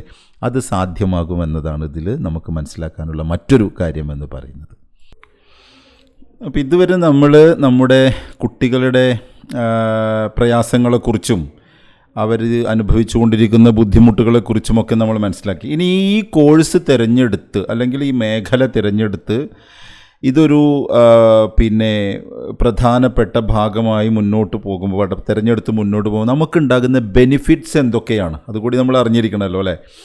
അതിനാണ് in-depth knowledge of SLD and neuro psychology എന്ന് പറഞ്ഞു കഴിഞ്ഞാൽ വെറുതെ ഒരു സർട്ടിഫിക്കറ്റ് എന്നതിനപ്പുറം നമ്മുടെ ബ്രെയിനിൻ്റെ പ്രവർത്തനങ്ങളെക്കുറിച്ച്, അതും പഠനവുമായിട്ടുള്ള ബന്ധത്തെക്കുറിച്ച് നമുക്ക് നല്ലൊരു ധാരണ ഉണ്ടാക്കിയെടുക്കാൻ വേണ്ടി പറ്റുന്നത്. ഇത് സൈക്കോളജി, അതുപോലെ തന്നെ സൈക്കോളജി പഠിച്ചു കഴിഞ്ഞിട്ടുള്ള വിദ്യാർത്ഥികൾ, കൗൺസിലറായിട്ട് വർക്ക് ചെയ്തുകൊണ്ടിരിക്കുന്നവർ, ഇവർക്ക് ഈ വിഷയത്തിൽ ഒരു കൂടുതൽ ആഴത്തിലുള്ള പഠനം അല്ലെങ്കിൽ മനസ്സിലാക്കലുകൾക്ക് സാധ്യമാകും എന്നതാണ് ഇതിന് ഒന്നാമതായിട്ട്. പിന്നെ ഹാൻഡ്സ് ഓൺ റെമഡിയൽ സ്ട്രാറ്റജീസ് എന്ന് പറഞ്ഞാൽ നമ്മൾ തിയറികൾ മാത്രം പഠിച്ചു പോയിട്ട് ഒരു കാര്യവുമില്ല, അതിനെ എങ്ങനെ ഇംപ്ലിമെൻറ്റ് ചെയ്യാൻ വേണ്ടി പറ്റും. അതാണ് നമ്മൾ കഴിഞ്ഞ സ്ലൈഡ് വിശദീകരിച്ചപ്പോൾ പറഞ്ഞത്. പലരും സൈക്കോളജി പഠിച്ച് കഴിഞ്ഞിറങ്ങിയതിന് ശേഷം ഒരു കേസ് എങ്ങനെ എടുക്കണം എന്നതിനെ പറ്റിയിട്ട് തീരെ ഒരു ധാരണക്കുറവ് അല്ലെങ്കിൽ ഒരു ഭയം, ഒരു ക്ലയൻറ്റ് മുന്നിൽ വന്നു കഴിഞ്ഞാൽ എങ്ങനെയാണ് ആ കേസിനെ കംപ്ലീറ്റ് ചെയ്യാൻ വേണ്ടി പറ്റുക, അവരെ മെൻ്റൽ വെൽബീയിങ്ങിലേക്ക് ഇങ്ങനെ കൊണ്ടുചെന്ന് എത്തിക്കുവാൻ വേണ്ടി പറ്റും എന്നതിനെക്കുറിച്ച് ഒരു ധാരണക്കുറവും ഒരു ആശയക്കുഴപ്പവും ഉള്ളതൊക്കെ ആളുകളുണ്ടായിരിക്കും. അവർക്ക് ഒരു ക്ലാസ്സിലിരിക്കുന്ന കുട്ടീനെ എങ്ങനെ കൈകാര്യം ചെയ്യാം എന്ന് പഠിപ്പിക്കുന്നതിനപ്പുറം, അത് തീർച്ചയായും കോഴ്സിലൂടെ സാധ്യമാണ്. അതിനുമപ്പുറം എങ്ങനെയാണ് ആ കുട്ടികളുടെ പാരൻസിനെ എങ്ങനെ കൈകാര്യം ചെയ്യാം. അവരൊരു മാനസികമായിട്ടുള്ള സ്ട്രെസ്സും അതുപോലെ തന്നെ വ്യത്യസ്തങ്ങളായിട്ടുള്ള ബുദ്ധിമുട്ടുകളും അനുഭവിക്കുന്നവരായിരിക്കുമല്ലോ സ്വാഭാവികമായിട്ട്. അപ്പോൾ അവരെ എങ്ങനെ കൈകാര്യം ചെയ്യാം എന്നതിനെക്കുറിച്ച് കൂടി ആഴത്തിലുള്ള ഒരു ധാരണ ഈ കോഴ്സ് പഠിക്കുന്നതിലൂടെ ലഭിക്കും എന്നതാണ് മറ്റൊരു കാര്യം. പിന്നെ കേസ് ബേസ്ഡ് ലേണിംഗ് അപ്രോച്ചസ്, അതായത് കേസിലധിഷ്ഠിതമായിട്ടുള്ള ഓരോ വ്യത്യസ്ത കേസിലധിഷ്ഠിതമായിട്ടുള്ള പഠനം. ഇപ്പോൾ യഥാർത്ഥത്തിൽ ഈ പഠന വൈകല്യം നേരിടുന്ന കുട്ടികളുടെ കേസുകൾ പഠിക്കുന്നതിലൂടെ അവരനുഭവിക്കുന്ന പ്രായോഗികമായിട്ടുള്ള വെല്ലുവിളികൾ എങ്ങനെ നേരിടാം എന്ന് നമുക്ക് മനസ്സിലാക്കുവാൻ വേണ്ടി പറ്റും. അത് നമുക്ക് ഈ മേഖലയിൽ ഒരുപാട് സാധ്യതകളുണ്ട്. പിന്നെ career opportunity in schools, clinic, NGOs ഞാൻ നേരത്തെ സൂചിപ്പിക്കുകയുണ്ടായി. സ്കൂളുകൾ റെമഡിയൽ എഡ്യൂക്കേറ്റേഴ്സ് അല്ലെങ്കിൽ സ്പെഷ്യൽ എഡ്യൂക്കേറ്ററുകൾ ഇല്ലാതെ മുന്നോട്ട് പോവുക എന്ന് പറയുന്നത് ഒരു സ്കൂളിനെ സംബന്ധിച്ചിടത്തോളം അസാധ്യമായ ഒരു കാലഘട്ടത്തിലാണ് നമ്മൾ ജീവിച്ചുകൊണ്ടിരിക്കുന്നത്. അപ്പോൾ ആ സാധ്യതകളെ നമുക്ക് ഉപയോഗപ്പെടുത്താൻ വേണ്ടി പറ്റും. പിന്നെ അതുപോലെ തന്നെ ക്ലിനിക്കുകൾ സ്വന്തമായിട്ട്, ഇപ്പോൾ ദിശ നടത്തുന്നത് പോലെ തന്നെ സ്വന്തമായിട്ട് നിങ്ങൾക്ക് ക്ലിനിക്കുകൾ തുടങ്ങുവാനുള്ള അവസരങ്ങൾ ഇതിലൂടെ ലഭിക്കും. പിന്നെ NGOകൾ, ക്ഷേമത്തിനായിട്ട് പ്രവർത്തിച്ചുകൊണ്ടിരിക്കുന്ന വ്യത്യസ്ത NGOകളുമായിട്ട് ചേർന്ന് പ്രവർത്തിക്കുവാൻ നിങ്ങൾക്ക് കഴിയും. അതിലൂടെ സാമ്പത്തികമായിട്ട് നിങ്ങൾക്ക് വരുമാനം ഉണ്ടാക്കുവാനും പറ്റും. പിന്നെ ഈ നേരത്തെ പറഞ്ഞ പോലത്തെയുള്ള ഒരു പ്രാക്ടിക്കൽ ഒരു സ്വകാര്യ പരിശീലനം എന്നൊക്കെ നമ്മൾ പറയില്ലേ, പേഴ്സണൽ എക്സ്പീരിയൻസിൻ്റെ വേണ്ടിയിട്ട്. അപ്പോൾ ഇതൊരു എക്സാമ്പിളിലൂടെ പറയുകയാണെങ്കിൽ ഇപ്പോൾ പൂട്ടിക്കിടക്കുന്ന ഒരു മുറിക്ക് മുന്നിൽ നിൽക്കുന്ന ഒരാളെപ്പോലെയാണ് സാധാരണഗതിയിലുള്ള അധ്യാപകർ. ഈ കോഴ്സ് ചെയ്യുന്നതിലൂടെ ആ മുറി തുറന്ന് അതിനെ ശരിയായ രീതിയിൽ കുട്ടികളെയൊക്കെ ട്രെയിൻ ചെയ്ത് മുന്നോട്ട് കൊണ്ടുപോകുവാൻ കഴിയുന്ന ഒരു എന്താ പറയുക, ഒരു നോളജ് എനിക്കുണ്ട് എന്ന് സ്വയമേവാ തന്നെ മനസ്സിലാക്കുന്ന ഒരവസ്ഥയിലേക്ക് അവർക്ക് ചെന്നെത്തുവാൻ വേണ്ടിയിട്ട് കഴിയും. ഇപ്പോൾ ഞാനൊരു എക്സാമ്പിൾ പറയാം. ഇപ്പോൾ നമ്മുടെ കൂടെ ഉണ്ടായിരുന്ന ഷമീന എന്ന് പറയുന്ന ഒരു സൈക്കോളജിയൊക്കെ കഴിഞ്ഞിട്ടുള്ള ഒരു വ്യക്തി, അവർക്ക് ജോലി കണ്ടെത്തുക, ഈ മേഖലയിൽ പ്രവർത്തിക്കുക എന്നത് വളരെ വളരെ പ്രയാസമുള്ള ഒരു സാഹചര്യം ഉണ്ടായിരുന്നു. അപ്പോൾ LD പഠിച്ച് തൻ്റെ വീട്ടിനടുത്തുള്ള കുട്ടികളിലുള്ള പഠന വൈകല്യ വിഷയങ്ങളൊക്കെ തിരിച്ചറിഞ്ഞ് വൈകുന്നേരങ്ങളിൽ ഈ കുട്ടികളുമായിട്ട് ചെറിയ ചെറിയ എന്താ പറയുക റെമഡിയൽ ക്ലാസ്സുകളൊക്കെ തുടങ്ങിയിട്ടുള്ളൊരു വ്യക്തിയാണ് നമ്മുടെ സെൻറ്ററിൽ വന്നതിന് ശേഷം. ഇപ്പോൾ അത്യാവശ്യം തിരക്കേടില്ലാത്ത കുട്ടികളുമായിട്ടൊക്കെ അവർ മുന്നോട്ട് പോകുന്നുണ്ട്. അപ്പോൾ ഇതിൻ്റെ സാധ്യതകളെക്കുറിച്ചാണ് നമ്മളിപ്പോൾ പറഞ്ഞത്. നമ്മൾ ഇത് അവസാനിപ്പിക്കുകയാണ്. ഇനി നമ്മൾ അറ്റൻഷൻ എൻഹാൻസിങ് സ്ട്രാറ്റജീസും കൂടി നമുക്ക് പറയാം. എന്തിനാണ് നമ്മൾ ഈ കോഴ്സ് പഠിക്കുന്നത്, ഇതിൻ്റെ ബെനിഫിറ്റ്സ് എന്താണ് എന്നതാണ് നമ്മൾ ഇതുവരേക്കും സൂചിപ്പിച്ചത്. നമ്മളിവിടെ ഒരു 9 കാര്യങ്ങൾ സൂചിപ്പിക്കുകയാണ്. വാക്ക് ദ ലൈൻ. ഇപ്പോൾ തറയിലൊരു നേർരേഖ വരച്ച് അതിലൂടെ നടക്കാൻ മാത്രം പറയുക. അപ്പോൾ അത് ഈ കുട്ടിയുടെ ശരീരത്തിൻ്റെയും അതുപോലെ തന്നെ മനസ്സിൻ്റെയും ഏകോപനം നടക്കും. അതിലൂടെ തന്നെ ഇപ്പോൾ കാറ്റ് വാക്കൊക്കെ പോലെയുള്ള ഒരു സംഭവമാണ് സൂചിപ്പിക്കുന്നത്. അതേപോലെ തന്നെ കുട്ടി നടക്കുന്ന സമയത്ത് നമ്മളൊരു എന്താ പറയുക, ഒരു മണിയടിക്കുക അല്ലെങ്കിൽ ഒരു പാട്ട് വെക്കുകയൊക്കെ ചെയ്യാം. അപ്പോൾ എന്ത് ചെയ്യും, ഈ സംഗീതം നിർത്തുന്ന സമയത്ത് ആ നടത്തം നിർത്തണം എന്ന് പറയുന്ന ഒരു മെസ്സേജും അവർക്ക് കൊടുക്കുക. അപ്പോൾ ഇത് ഓഡിറ്ററി അറ്റൻഷനിലേക്ക് ഈ കുട്ടിയെ കൊണ്ടുചെന്ന് എത്തിപ്പിക്കുവാൻ വേണ്ടി, അപ്പോൾ കേൾവിയിലൂടെ ഉള്ള ശ്രദ്ധ കുട്ടീനെ വളർത്തുവാൻ വേണ്ടി കഴിയും. അതേപോലെ തന്നെ പറയുന്ന മറ്റൊരു കാര്യമാണ് ഈ വിഷ്വൽ ഡിസ്ക്രിമിനേഷൻ. എന്താ പറയുക, സ്പോട്ട് ദ ഡിഫറൻസ് എന്ന് നമ്മൾ സാധാരണ പറയില്ലേ, ഒരേപോലെയുള്ള 2 ചിത്രങ്ങൾ നൽകിയിട്ട് അത് തമ്മിലുള്ള വ്യത്യാസം കണ്ടെത്താൻ വേണ്ടിയിട്ട് പറയുക. അപ്പോൾ ഇതെന്താ പറയുക വെച്ച് കഴിഞ്ഞാൽ ഇത് വിഷ്വൽ ഫോക്കസിനെ വർദ്ധിപ്പിക്കാൻ വേണ്ടി പറ്റും. പിന്നെ എന്താ പറയുക, സ്ലോ റിവൽ ഒബ്സർവേഷൻ. ഒരു ചിത്രം പകുതി മറച്ച് പിടിച്ചിട്ട് എന്താ പറയുക, സാവകാശം തുറന്ന് കാണിക്കുക, അതെന്താണെന്ന് കുട്ടീനെ കൊണ്ട് ഊഹിപ്പിക്കുക, അങ്ങനെ സാധാരണ ചെയ്യും. പിന്നെ എന്താ പറയുക, ഷേപ്പ് ആൻഡ് കളർ ഹണ്ട്. ഒരു ക്ലാസ് മുറിയിലോ അല്ലെങ്കിൽ വീട്ടിലൊക്കെ ഉള്ള ചുവന്ന നിറത്തിലുള്ള വസ്തുക്കൾ അല്ലെങ്കിൽ വട്ടത്തിലുള്ള വസ്തുക്കൾ മാത്രം കണ്ടെത്താൻ വേണ്ടിയിട്ട് പറയുക. അങ്ങനെയുള്ള ചെറിയ ഇതൊക്കെ കൊടുക്കാം. പിന്നെ എന്താ പറയുക, ഫൈൻ മോട്ടോർ ആൻഡ് കോൺസെൻട്രേഷൻ എന്ന് പറയുക. അതായത് പസിൽ കോമ്പറ്റീഷനുകളിലെ ലളിതമായിട്ടുള്ള ചെറിയ ചെറിയ പസിൽസുകളൊക്കെ യോജിപ്പിക്കാൻ വേണ്ടി പറയുക. അപ്പോൾ അത് അവരുടെ ലോജിക്കൽ തിങ്കിങ് വർദ്ധിപ്പിക്കും. ഇത് നമ്മൾ ഇങ്ങനെ ജസ്റ്റ് മനസ്സിലാക്കി വെച്ചാൽ മതി. പിന്നെ കപ്പ് സ്റ്റേക്കിംഗ് എന്ന് പറഞ്ഞു കഴിഞ്ഞാൽ കപ്പുകൾ ഒന്നിനു മുകളിൽ ഒന്നൊന്നായിട്ട് ഇങ്ങനെ അടുക്കി വെച്ചിട്ട് ഇത് ചെയ്യുമ്പോൾ ഭയങ്കരമായിട്ടുള്ള ശ്രദ്ധ ആവശ്യമാണ്. അത് അടർന്ന് പൊളിഞ്ഞു വീഴാൻ സാധ്യതയുണ്ടോ എന്നൊക്കെയുള്ള അത് നമുക്ക് ചെയ്യിപ്പിക്കാം. അതേപോലെ തന്നെ കുറേ അക്ഷരങ്ങൾക്കിടയിൽ നിന്ന് ഈ നമ്പർ സ്പോട്ടിങ് ചെയ്യില്ല, കുറേ അക്ഷരങ്ങൾക്കിടയിൽ നിന്ന് നിശ്ചിത നമ്പറുകൾ മാത്രം റൗണ്ട് ചെയ്യാൻ വേണ്ടി പറയുക. ഈ കാര്യങ്ങളാണ് നമ്മൾ ഇതിലൂടെ ഉദ്ദേശിക്കുന്നത്. അറ്റൻഷൻ എൻഹാൻസിങ് സ്ട്രാറ്റജീസ്, അങ്ങനെ കുറേ സംഭവങ്ങളുണ്ട്. പ്രധാനപ്പെട്ട കുറച്ച് കാര്യങ്ങൾ സൂചിപ്പിച്ചു എന്ന് മാത്രം. അപ്പോൾ ഇത്രയും കാര്യങ്ങൾ നമ്മൾ പറഞ്ഞുകൊണ്ട് ഇതിനെ അവസാനിപ്പിക്കുമ്പോൾ, ഇത് ഒരവസാനമല്ല, ഇതിൽ നമ്മൾ ഓർക്കേണ്ട വളരെ പ്രധാനപ്പെട്ട ഒരു കാര്യം, പഠന വൈകല്യം ഒരു കുട്ടി, ഇപ്പോൾ നമ്മൾ അസസ്മെൻറ്റ് നടത്തിയിട്ടൊരു കുട്ടിയിൽ പഠന വൈകല്യമുണ്ട് എന്ന് മനസ്സിലാക്കി കഴിഞ്ഞാൽ അതോടുകൂടി എല്ലാം അവസാനിച്ചു എന്നതല്ല. പാരൻസിൻ്റെ മുന്നിൽ നമ്മൾ ശരിയായ രീതിയിൽ കമ്മ്യൂണിക്കേറ്റ് ചെയ്യേണ്ട വിഷയം അതാണ്. അവസാനിച്ചു എന്നല്ല, ഒരു വ്യത്യസ്തമായിട്ടുള്ള മറ്റൊരു തുടക്കം കുറിക്കാൻ വേണ്ടിയിട്ട് പോവുകയാണ് എന്നതാണ് അതിലെ വളരെ പ്രധാനപ്പെട്ട ഒരു സംഭവം. അപ്പോൾ ഇതിൽ വേണ്ടത് ഇപ്പോൾ എന്താ പറയുക, ഇതിൽ ഒന്നാമത്തെ പോയിൻ്റായിട്ട് സൂചിപ്പിച്ചിട്ടുള്ള learning disabilities can be managed with the right support എന്ന് പറഞ്ഞിട്ടുണ്ട് അല്ലേ. പഠന വൈകല്യത്തെ നമുക്ക് പൂർണ്ണമായിട്ട് മാറ്റാൻ വേണ്ടി കഴിയില്ലെങ്കിലും ശരിയായിട്ടുള്ള രീതികൾ ഉപയോഗിച്ച് കഴിഞ്ഞാൽ അതിനെ കൃത്യമായിട്ട് കൈകാര്യം ചെയ്യാൻ നമുക്ക് കഴിയും. അതായത് ഈ വൈകല്യമുള്ള കുട്ടികളെ സംബന്ധിച്ചിടത്തോളം അവർക്ക് വേണ്ടത് സഹതാപമല്ല, മറിച്ച് അവരെ മനസ്സിലാക്കുവാൻ വേണ്ടി കഴിയുന്ന, അല്ലെങ്കിൽ അവർക്ക് മനസ്സിലാക്കി കൊടുക്കുവാൻ വേണ്ടി കഴിയുന്ന ഈ പഠനപരമായിട്ടുള്ള സ്ട്രാറ്റജികൾ, തന്ത്രങ്ങൾ ഉപയോഗിക്കുകയാണ്. ഇപ്പോൾ ഉദാഹരണമായിട്ട് കണ്ണ് കാണാത്ത ഒരാൾക്ക് കണ്ണട നൽകുന്നത് പോലെയാണ് വായനയിൽ പ്രയാസമുള്ള ഒരു കുട്ടിക്ക് നമ്മൾ നൽകുന്ന പ്രത്യേകമായിട്ടുള്ള പരിശീലനം. അതവർക്ക് എന്താ പറയുക, ലോകത്ത് വ്യത്യസ്തമായ രീതിയിലുള്ള കോണിലൂടെ നോക്കിക്കാണുവാൻ വേണ്ടി കഴിയും. ഇപ്പം നമ്മൾ ഹെലൻ കെല്ലറുടെ കഥ പലവരും വായിച്ചിട്ടുണ്ട് അല്ലേ. കണ്ണ് കാണില്ല, കാത് കേൾക്കില്ല, സംസാരശേഷിയില്ല. പക്ഷേ ഹെലൻ കെല്ലർ എങ്ങനെയാണ് ഈ ലോകത്തിനെ അത്ഭുതപ്പെടുത്തുന്ന രീതിയിൽ വലിയ ഫേമസ് ആയിട്ട് മാറിയത്? 3 പ്രധാന ഇന്ദ്രിയങ്ങൾ വർക്ക് ചെയ്യുന്നില്ല. കണ്ണ് കാണാത്തവർ ജീവിക്കുന്നുണ്ട്, കാത് കേൾക്കുന്നു, സംസാരിക്കുന്നു. കാതും കണ്ണും കാണാത്തവർ സംസാരിക്കുന്നു. ഇത് 3 ഇല്ലാത്ത ഒരു കുട്ടി വലിയ മാറ്റങ്ങൾ, അത്ഭുതങ്ങൾ സൃഷ്ടിച്ച ഒരു ലോകത്താണ് നമ്മൾ. കുറേ കാലങ്ങൾക്ക് മുന്നൊന്നുമല്ല, ഇതിപ്പോൾ ഏകദേശം 125 വർഷങ്ങൾക്ക് മുന്നേ നടന്നിട്ടുള്ള ഒരു ചരിത്ര സംഭവമാണ്. അപ്പോൾ ഇതിനെ നമ്മൾ ഇതിൽ വളരെ പ്രധാനപ്പെട്ടത് ഈ 2ാമത്തെ point, early identification leads to better outcomes എന്നതാണ്. അതായത് ഒരു ചെടി വാടി തുടങ്ങുന്ന സമയത്ത് തന്നെ അതിൽ വെള്ളം ഒഴിച്ചാൽ അതിനെ നമുക്ക് രക്ഷിക്കാൻ പറ്റും. അതുപോലെ തന്നെ കുട്ടിക്കാലത്ത് തന്നെ പ്രശ്നങ്ങൾ തിരിച്ചറിഞ്ഞു കഴിഞ്ഞാൽ ആത്മവിശ്വാസം ഒന്നും നഷ്ടപ്പെടാത്ത അത് നമുക്ക് അവരെ മുന്നോട്ട് കൊണ്ടുപോകുവാൻ വേണ്ടി കഴിയും. കുറച്ച് വൈകിക്കഴിഞ്ഞത് പ്രശ്നമാണ്. ഇവിടെയുള്ള പ്രധാനപ്പെട്ട ഈ റെമഡിയൽ ട്രെയിനിങ് സെൻറ്റർ മേഖലകളിൽ വർക്ക് ചെയ്യുന്നവരുടെ പ്രധാന പ്രശ്നം എന്ന് പറയുന്നത്, രക്ഷിതാക്കൾ ഇത് മനസ്സിലാക്കി കഴിഞ്ഞാൽ തന്നെ എൻ്റെ കുട്ടിക്ക് ഇങ്ങനെ ഉണ്ട് എന്ന് അവർ സമ്മതിക്കൂല എന്നതാണ് ഇതിൽ വളരെ പ്രധാനപ്പെട്ട അപ്പോൾ പ്രശ്നമെന്ന് പറയുന്നത്. ഇപ്പോൾ ഒരു കുട്ടി ഒരു മരം ആണ് എങ്കിൽ അധ്യാപകർ, രക്ഷിതാക്കൾ, സ്പെഷ്യൽ എഡ്യൂക്കേറ്റർമാരെല്ലാവരും ആ മരത്തിന് ചുറ്റുമുള്ള വേലികളാണ്, വളമാണ്, വെള്ളമാണ്, സൂര്യപ്രകാശമാണ്, മറ്റെന്തൊക്കെയോ ആണ്. അങ്ങനെയാണ് നമ്മൾ ഇതിനെ കാണേണ്ടത്. Teachers, parents and professionals play a key role എന്നുള്ളത് കൊണ്ട് നമ്മൾ ഉദ്ദേശിക്കുന്നത് അതാണ്. അവിടെ നമുക്ക് മേക്കിംഗ് ഡിഫറൻസ്, സാധ്യതയുണ്ട്, വളരെ സാധ്യമായ ഒരു കാര്യത്തെക്കുറിച്ചാണ് നമ്മൾ സംസാരിക്കുന്നത്.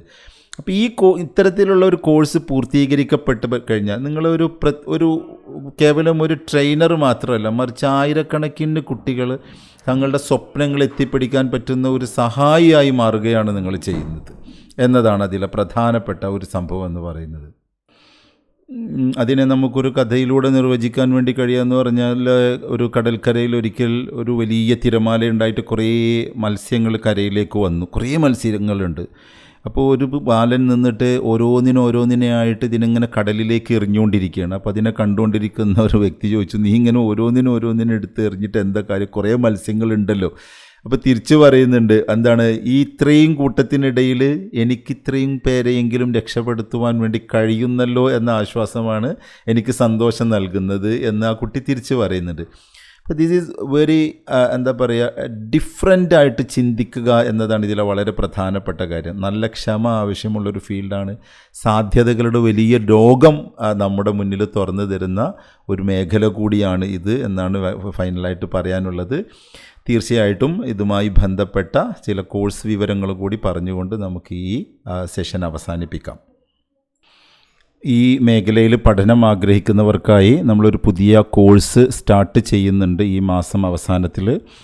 നമ്മൾ ആദ്യ ബാച്ചിൽ 25 പേരെ മാത്രമാണ് ഉദ്ദേശിക്കുന്നത്. ഓൺലൈനിൽ നിങ്ങൾക്ക് ഇതിൻ്റെ എല്ലാ കാര്യങ്ങളും വിശദമായിട്ട് പറയുകയും ഓഫ്ലൈനിൽ നിങ്ങൾക്ക് ഇതിൻ്റെ പ്രാക്ടിക്കൽ സെഷനുകൾ നൽകുകയും ചെയ്യും. കോഴ്സ് കഴിഞ്ഞതിന് ശേഷവും ദിശയുമായി ബന്ധപ്പെട്ട് ഓൺലൈനിലും ഓഫ്ലൈനിലും നിങ്ങൾക്ക് ഡയറക്റ്റ് സപ്പോർട്ട് ഉണ്ടാകും. ഇതിന് സ്റ്റഡി മെറ്റീരിയലുകൾ നിങ്ങൾക്ക് നൽകും. ഞാൻ നേരത്തെ സൂചിപ്പിച്ചതുപോലെ ഡയറക്റ്റ് ആയിട്ടുള്ള പ്രാക്ടിക്കൽ സെഷൻസ് ലഭിക്കും. ഓൺലൈനിലുള്ള പ്രാക്ടിക്കൽ സെഷനുകൾ ലഭിക്കും. പഠനശേഷം മുഴുവൻ സമയവും ദിശയുമായി ബന്ധപ്പെട്ട് നിങ്ങൾക്ക് വർക്ക് ചെയ്യാവുന്നതാണ്. ഒരു വരുമാന മാർഗമായിക്കൊണ്ടും ഒരു സർവീസ് ആയിക്കൊണ്ടൊക്കെ നിങ്ങൾക്ക് ഇതിനെ എടുക്കുവാൻ വേണ്ടി കഴിയും. തീർച്ചയായും ഇതിന് താല്പര്യമുള്ള എല്ലാവരും ഈ കോഴ്സിൽ ജോയിൻ ചെയ്യണമെന്ന് അറിയിക്കുകയാണ്. എന്തെങ്കിലുമൊക്കെ സംശയങ്ങളുണ്ടെങ്കിൽ നിങ്ങൾക്ക് നമ്മുടെ ഗ്രൂപ്പിലും മറ്റ് നേരിട്ടും ഒക്കെ ദിശയുമായി കോൺടാക്റ്റ് ചെയ്യാവുന്നതാണ്. എന്തായിരുന്നാലും ഈ ഒരു ക്ലാസ്സിൽ പങ്കെടുത്ത എല്ലാവർക്കും ഹൃദയത്തിൻ്റെ ഭാഷയിൽ ദിശയുടെ പേരിൽ സന്തോഷവും നന്ദിയും അറിയിച്ചുകൊണ്ട് അവസാനിപ്പിക്കുന്നു. Thank you so much.